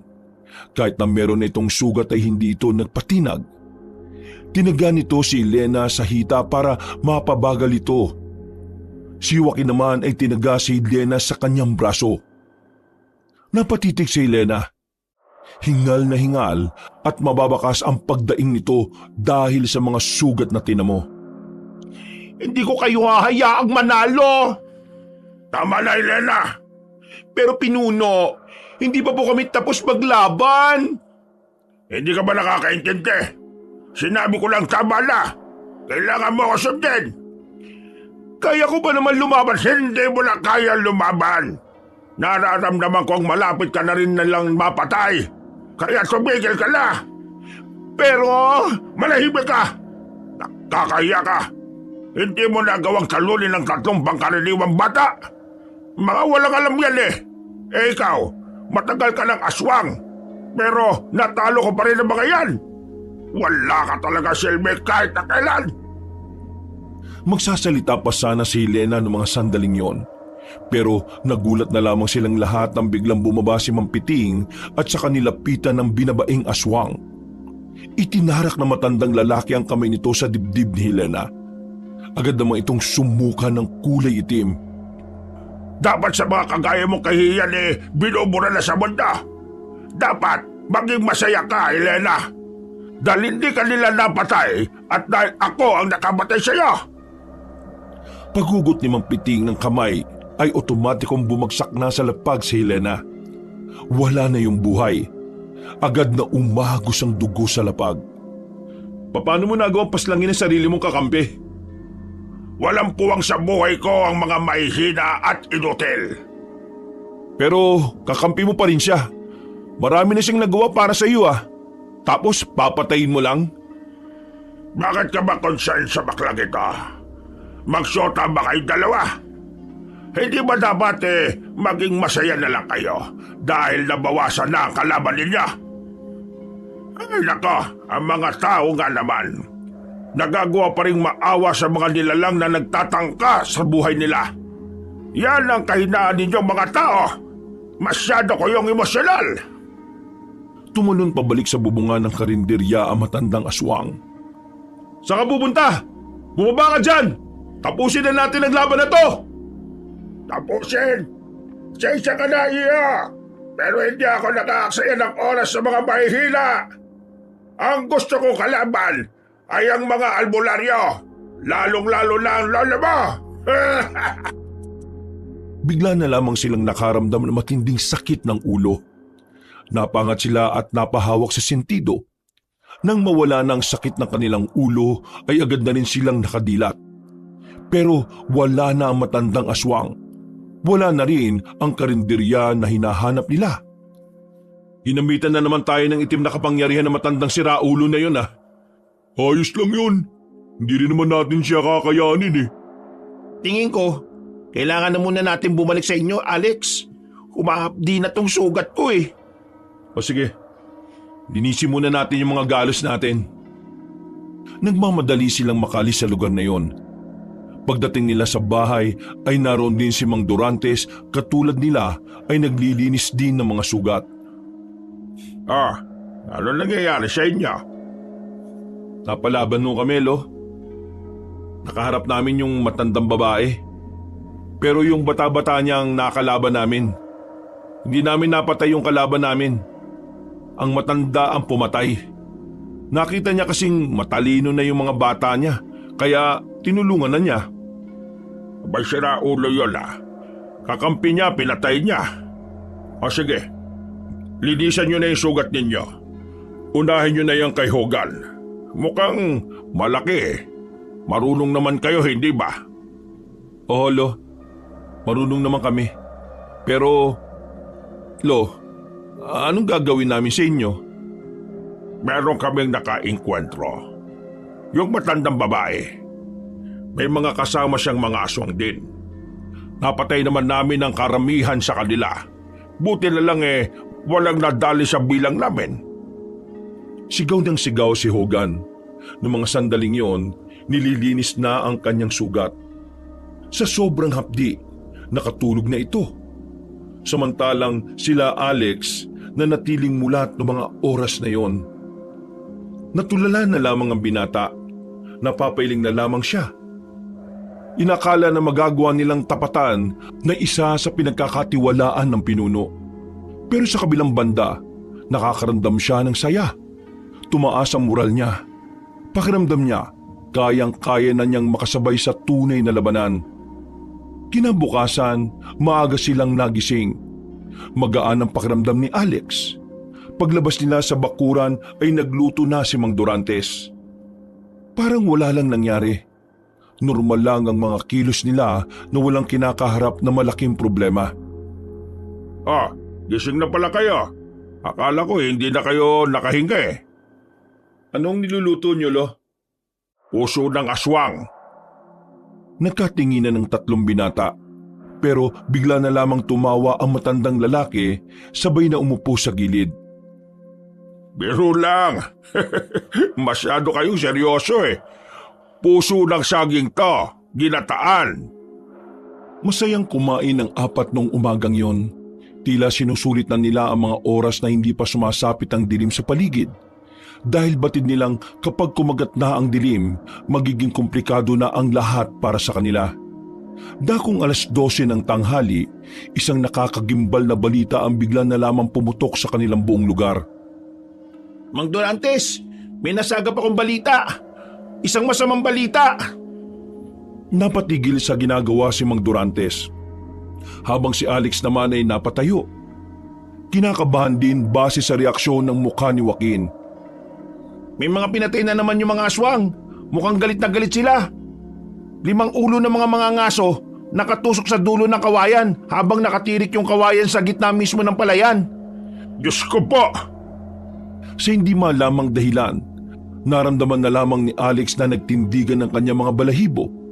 Brutal at hindi makatao ang ginawa ng mga aswang sa mga walang kalaban-laban na mga ngaso. Tila naging isang babala para sa kanila ang balitang yon. Babala na maaring mangyari din sa kanila. Kaya naman hindi na iniwan ni Mang Durantes ang 3 binata. Nang umalis ito, ay isinama na rin ito ng matandang albularyo sa lugar kung saan namamalagi ang mga albularyo. Huwag kayong mag-alala. Mababait naman ang mga kasama ko rito. Ayaw lang nila ng tatanga-tanga rito kaya umayos kayo ng mga kilos ninyo, ha? Uy, Hogan, ayaw daw nila ng tatanga-tanga. Oh, bakit ako? Ayos ka. Lo, ligtas ba tayo rito? Bakit? Natatakot ka na ba dahil sa balita kanina? Nako, yung takot na yan, gawin mong lakas. Kasi sa totoo lang, sa sitwasyon ngayon, walang ligtas na lugar para sa atin. Hanggat nandito tayo sa probinsya natin, delikado ang buhay natin. Pero hanggat magkakasama naman tayo, mas malaki ang tsansa na may panalo natin ang laban na ito. Mang Durantes, hanggang ngayon, hindi pa rin ba ninyo alam kung paano kukontrahin ang mga ilusyon ng aswang, lalo na yung matandang lalaki? Huminga ng malalim si Mang Durantes. Baka sa mukha nito ang pagkabahala pero pinilit na lamang nitong ngumiti para hindi sila panghinaan ng loob. Malalaman din natin yan. Basta, kahit na anong mangyari, hindi tayo susuko. O sige na, magmerienda na muna tayo. May niluto silang biko. Kakausapin ko lang ang iba kong mga kasama. Naiwan ng 3 lalaki sa tapat ng bahay. Pumapak na lamang sila ng biko. Makalipas lang ang ilang oras, bumalik na rin sa kanila si Mang Durantes. Ang iba naman din nilang kasama ay nagmamadaling kinuha ang mga gamit sa silong ng bahay. Lo, ano nangyayari? Bakit parang nagmamadali sila? Napag-usapan na namin na puntahan ang isa sa mga kuta ng aswang na natuklasan namin kagabi. Sumama kayo. Sasama ako? Oo. Bakit? Natatakot ka ba? Di ba sabi mo, Lo, ayaw mo kong sumama sa mga lakad mo? Iba na ang sitwasyon ngayon. Gusto na kitang makasama. Kasi, malay mo, ito na palang huli natin pagsasama. Pinagkait ko pa. Huwag kang magsalita ng ganyan, Lo. Ikaw na lang ang pamilya na meron ako eh. Alam mo, Alex, Apo, kapag tumatanda ka na, maintindihan mo na mas magandang iniisip mo na kagad ang mga bagay na maaaring mangyari. Mas mapaghahandaan mo yon. Kailangan bukas ka sa mga posibilidad ng buhay at kamatayan.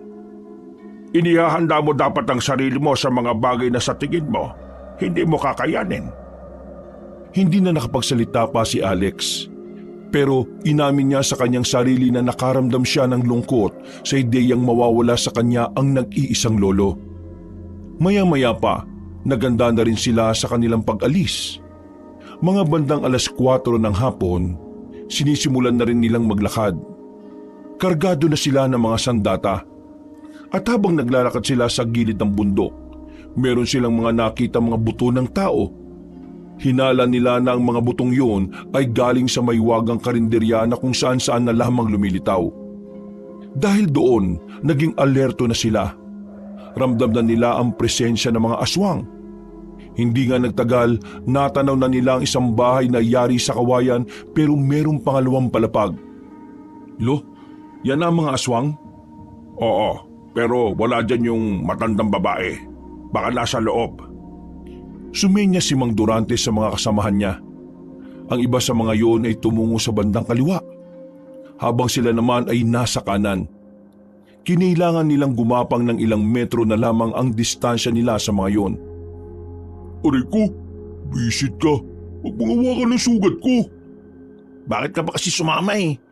Hindi pa nga magaling ang sugat mo. Shh! Huwag kayo maingay. Nakikita niyo kung ilan ang mga yan. Mas marami pa sila kaysa sa atin. Isang pagkakamali natin, tapos tayong lahat. Ano bang plano natin? Lapitan natin sila. Manggagaling ang puwersa natin sa dalawang magkabilang panig. Bibiglayin natin sila para hindi sila makapaghanda. Tumigil sila sa paggapang. Kaunting-kaunti na lang ay maaabot na nila ang mga aswang. Mga ilang sandali pa, sumipol na ang mga kasama nila sa kabilang panig. Dahil doon, agad-agad na silang nagtayuan. At ang mga may hawak ng pana ay pumukol ng palaso patungo sa mga aswang. Sa isang iglap, sumiklab ang gulo. Marami agad silang napatumba. Ang iba naman ay kanya-kanyang tago sa mga puno. At dahil maliwanag pa naman ng mga sandaling yon, nagagawa pa rin nilang patamaan ng mga palaso yon. Mga kasama, tapusin ka agad natin to! Papalapit na silang 4 sa bukana ng bahay nang biglang lumabas ang matandang babae. Galit na galit ito sa kanila. Agad itong nagbago ng anyo. Ang lalakas ng mga loob ninyo pumunta rito! Malakas talaga ang loob namin dahil ngayong hapon ang araw ng kamatayan ba? Hindi nagsayang ng pagkakataon si Mang Durantes. Agad niyang inatake ang matandang babae. Habang sila Alex naman, pinagtuunan ng ibang aswang na nakikita nila sa lugar. Mga pre, dito! Dito! Marami dito, tara! Huwag lulubo! Kaya nandiyan! Tumungo ang 3 binata sa bandang gilid ng bahay. Naroon ng ibang aswang na nag-aabang lamang ng pagkakataon para makaatake. Agad nila yung nilusob. Pinagtatataga nila ang mga yon. Kahit na papaano ay nagagawa nila itong patamaan. Nang balikan ni Alex ng tingin ng kanyang lolo, nakita niyang nasa alanganing posisyon ito. Kaya naman hindi na niya naiwasang tumakbo patungo roon. Hinataw niya ng itak ang matandang babae, pero mabilis itong nakalayo. Maraming salamat na po. Lintik kasi natalisod ako eh. Ano? Magtutulungan niyo ako? Sige, walang problema. Kayang-kaya ko naman kayo. Lumundag ang matandang babae paalis. Agad naman nila itong sinundan. Nakarating sila sa kakahuyan. Bago ko kayo ihatid sa langit, gusto ko munang malaman niyo ang pangalan ng aswang na papaslang sa inyo. Ako si Milagros, ang asawa ng pinunong aswang na si Piting. Ang pangit naman ang pangalan ninyo. Parang mabangis na asong lumusob ang matandang si Milagros. Bawat atake nito sa kanila, nararamdaman nila ang kakaiba nitong lakas. Hindi to gaya ng ibang aswang na una nilang nakalaban at napabagsak. Ano? Hindi niyo ba ako kayang labanan? Wala man lang kayong pag-atake? Hayaan mo lang siya magsalita. Makakakuha rin tayo ng tamang lo! Munti ka ng tamaan ni Aling Milagros sa matandang albularyo. Mabuti na lamang ay agad itong naitulak ni Alex. Hindi nila inaasahan ang senaryong yon. Masyadong mabilis ang ginagawang pag-atake ni Aling Milagros sa kanila. Sa sobrang bilis ay hindi nila namalayan. Buisit, muntik na. Maraming salamat na po. Ilang beses mo na akong nililigtas. Focus, Lo. Focus. Ay, tanda. Seryoso na ako. Humanda ka sa akin ngayon. Sinasabi mo bang hindi ka ba seryoso kanina? Oo, kanina wala akong gana eh. Ngayon meron na. Kasi ako naman ang babawi sa apo ko. Biglang may inilabas na kwinta sa matandang albularyo. Isinuot yun ni Mang Durantes.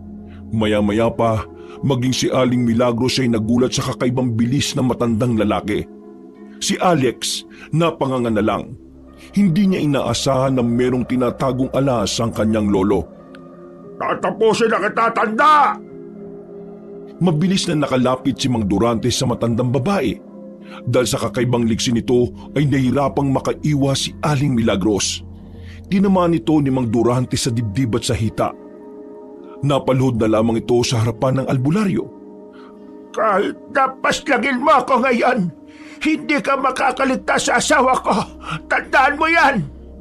Alex, huwag kang tumingin. Tumalikod na lamang ang binata. Agad na tinaga ni Mang Durantes sa matandang aswang. Sa isang iglap lang ay namatay na rin ito kaagad. Pugot ang ulo ng aswang. Nang humarap si Alex, kinilabutan siya sa kanyang nakita. Ang mga kagaya niyang matataas na uri ng aswang, dapat lang na pinupugot ang ulo para siguradong hindi na mabubuhay. Tara na, balikan na natin ang iba nating kasama. Ubusin na natin ang mga natitira. Hindi nagtagal, nagawa nilang ubusin ang mga aswang doon. Wala silang itinira kahit na isa. Bumuntong hininga na lamang si Alex dahil sa wakas natapos na rin ang labanan. Marami ding nasugatan sa hanay nila. Pero dahil na rin sa pagiging veterano ng mga albularyo, walang namatay sa kanila. Bago gumabi, nilisan nilang nagliliyab ang mga katawan ng mga aswang. Ang gabing yun ay tagumpay na maituturing para sa kanila. Pero hindi pa rin magawang maging kampante ni Alex. Dahil hanggat nabubuhay pa ang matandang si Mampiting, siguradong hindi matatapos ang peligro na nakaamba sa kanila. Pre, ngayong napas lang yun na pala yung asawa ng pinuno. Sigurado magagalit yun. Kakayanin kaya natin ang matandang yun? Hindi ko nga rin alam eh. Pero gawin na lang natin lahat na makakaya natin. Siya na lang ang natitira nating kalaban eh. Kapag natalo natin siya, babalik na rin sa dati ang mga buhay natin. Napabuga na lamang ng hangin si Alex. Dadamputin na sana niya ang tasa na nasa kanyang harapan nang bigla silang nakarinig ng mga ingay. Para mga taong nagkukwentuhan, nagtatawanan at may naririnig pa silang tunog ng mga kumbyertos at pinggan. Hindi sila maaaring magkamali. Ang mga tunog na yon ay nanggagaling sa mahiwagang karinderya. Naalarma ang lahat, kanya-kanyang dampot ng sandata. At nang makumpirmang nanggagaling ang mga ingay sa gubat, hindi sila nagsayang ng pagkakataon. Mabilis silang tumungo roon. Pagdating nila, inabutan nga nila ang karinderyang maliwanag. Nakaupo roon si Mampiting. Kalmado pa ito pero makikita ang nanlilisik nito mga mata. Mabuti na lang at naramdaman niyo kagad ako. Maraming salamat at hindi ko na kailangang dumayo sa inyo dahil alam kong tad ng pangontra doon. Totoo pala ang chismis. Mas madaldal ka pa sa asawa mo. Mas madaldal sa akin yon, pero mas mayabang lang ako. Alam kong narito ka para tapusin ang laban na ito. Huwag na natin pahabain pa ang usapan na to. Simulan na natin ang sumunod ka na rin sa asawa mo sa hukay. Biglang nawala ang ngiti sa mukha ng matandang aswang. Unti-unting napalitan niyo ng pagtataka. Nakalaunan ay naging galit. Anong sinabi mo? Wala lang asawa mo. Sa katunayan, kagagaling lang namin sa kutan nila kanina. Wala kami itinira. Kahit ang asawa mo, dinali na rin namin. Sayang at hindi ko nadala ang ulo para naman may katibayan ako.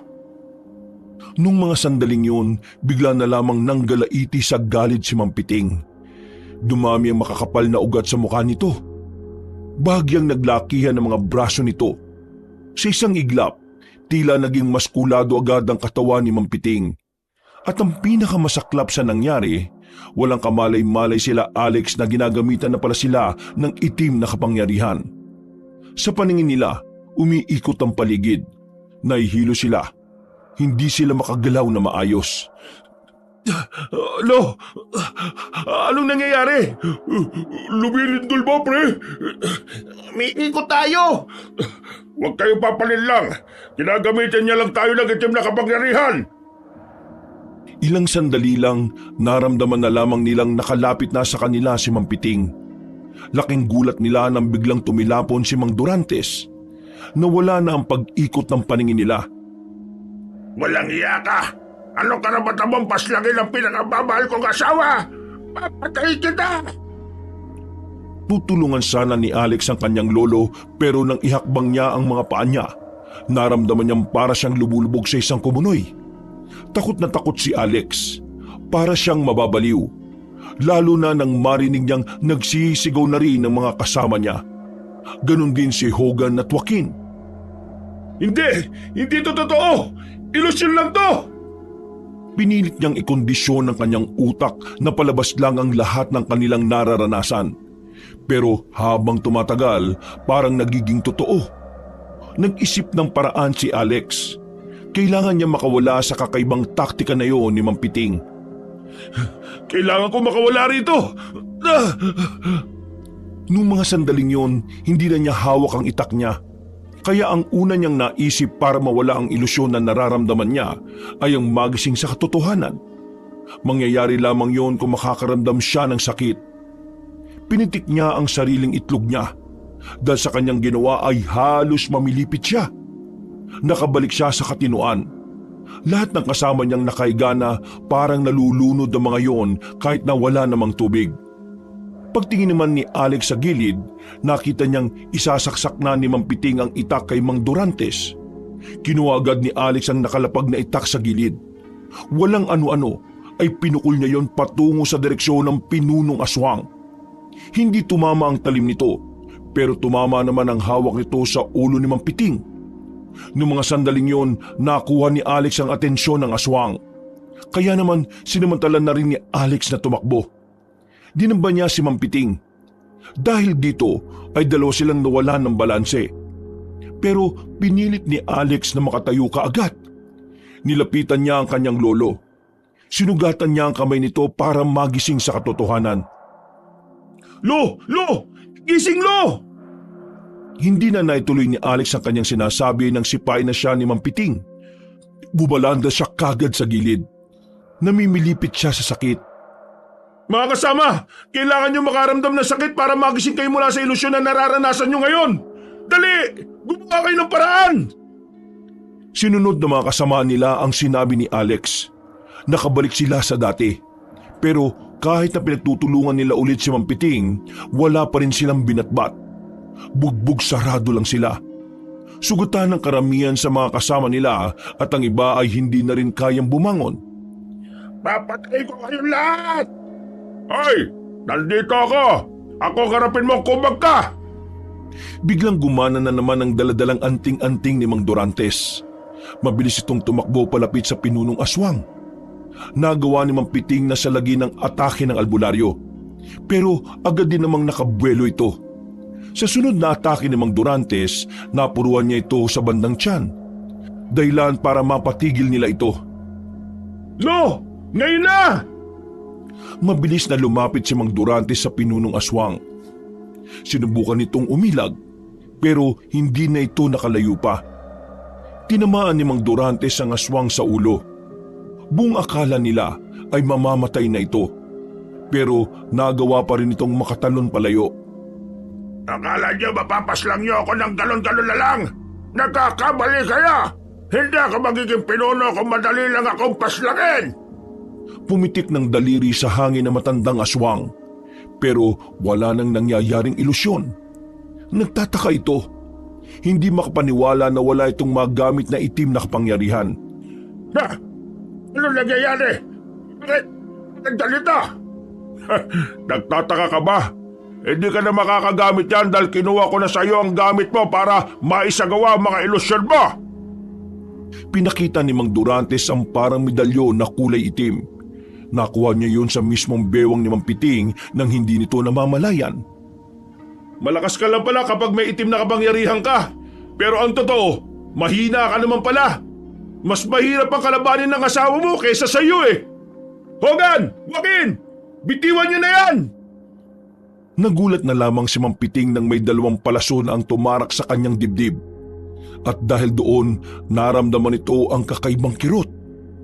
May halong lason kasi ang dulo ng palaso na mabilis na kumalat sa katawan para manghina. Lumapit naman si Mang Dorantes sa pinunong aswang.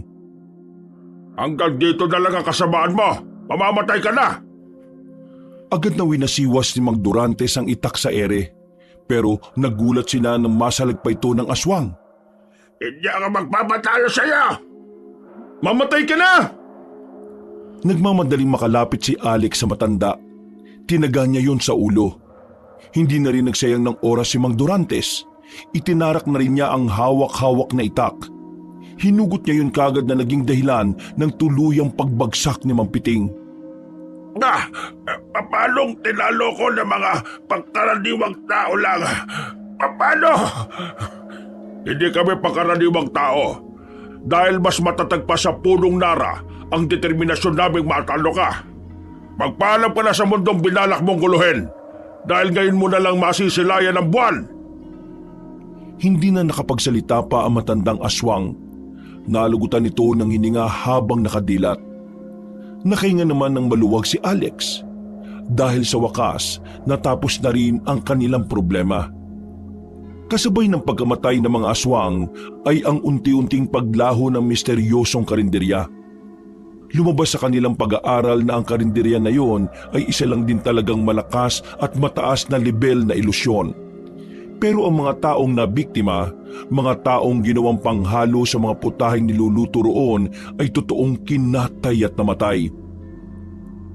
Kinabukasan, buti naman at gising na kayo. Magbihis na kayo. Pinatatawag tayo ni Kapitan para sa pagpaparangal sa ating lahat na nakatalo sa mga aswang. Kung ganun masusot ko pala yung bagong damit ko. Ayos, sana may cash. Mukhang pera talaga tong lokong tono. Natawa na lamang si Alex sa dalawa niyang kaibigan. Maya-maya pa ay nagbihis na rin sila. Pagkatapos, nagtungo sila sa barangay kung saan naroon din ang ibang tao para kilalanin sila. Mula nang mawala ang mga aswang, naging normal na ulit ang buhay ng mga residente. Lalong-lalo na si Alex. Nakabalik na siyang muli sa pagpipinta. At halos lahat na ng ginagawang obra niya ay tungkol sa mga naging karanasan niya sa mga aswang. Mga obrang naging mabenta hindi lamang sa bayan kundi pati na rin sa ibang lugar. Sa kanilang karanasan, mas lalong naging matibay ang ugnayan nila ng kanyang lolo. Mas lalo niyang pinahalagahan ang pagkakaroon ng isang lolo. Dahil hindi niya alam kung kailan darating ang araw na mawawala na rin ito sa kanya. Sa ngayon, masaya si Alex kasama ang mga kaibigan niya at si Mang Dorantes. Payapa na silang namumuhay. at wala ng aswang na lumitaw sa kanilang baryo kahit na kailan. Wakas. Hello mga kabangers at mga kayanggaw. Ito nun po si Kabanong para muli magsha-shoutout na naman tayo sa mga nag-comment. So shoutout kay Erna Dava Pangilinan. Ayan. Then si Maricel Tabuada, kay Jaden V. Cañete, kay Catherine Ipilan. Ayan. Then si Michelin T. And siyempre kay Jade Cel Dimicaes, Evony Alegria, kay Annelyn Recacho, kay B-View, kay Jivlin 1234, kay Bruce Anthony Samonte, kay Julius Del Lloro, kay Vilma Bautista, at kay Pambansang Kulas. Ayan, siyempre shoutout rin kay Rico Macapia. And eto, special mention to kasi talaga since yung ating day one pa sa unang-unang video natin talagang ito rin ating listeners, si Earheart The Great Vlog 6873. Ayan, wag ka na magtampo ha. Nagtatampo na daw siya. Okay, kay Tams Campita, kay Roslyn Labajo, kay Mabel Tubong Banwa. Ayan.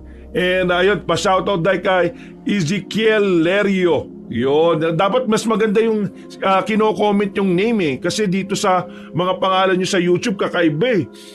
Okay, kay Carl Glenn Brigaste, kay Robert Ignacio, kay Jose Marie Aniceto, kay Evelyn Reyes, and kay Nida Kiambao, ayan, kay Jo Marie Javier, kay Hani Austria, kay Jimmy Ralios. Grabe. Okay.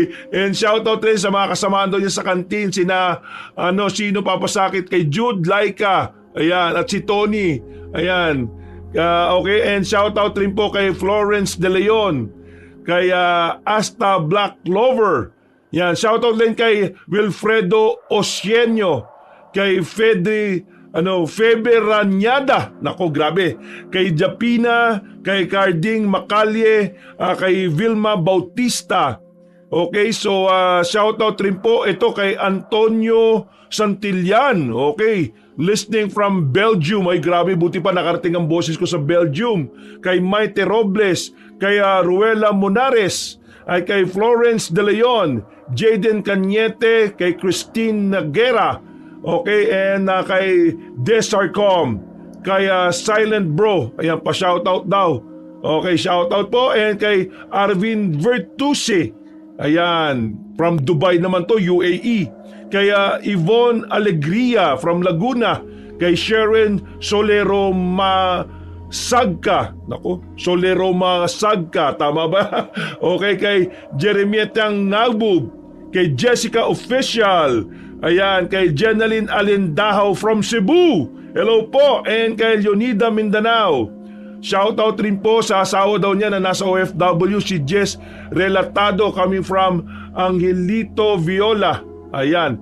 And kay Jonaline Marquez. Ayan, hello po. And kay Jopper Zuasola. Ayan, shoutout do sa asawa niya na si Janet at sa anak niyang si Joshua from Cebu. Hello po.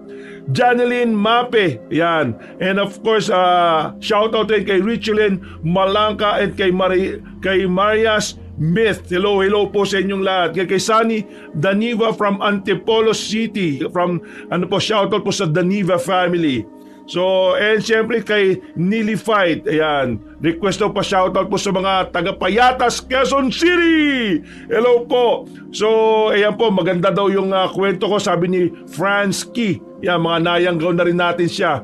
And syempre kay Romel Largado from Barcelona, Spain. Wow! Nakarating tayo sa Spain. Hello po sa lahat ng mga taga Spain.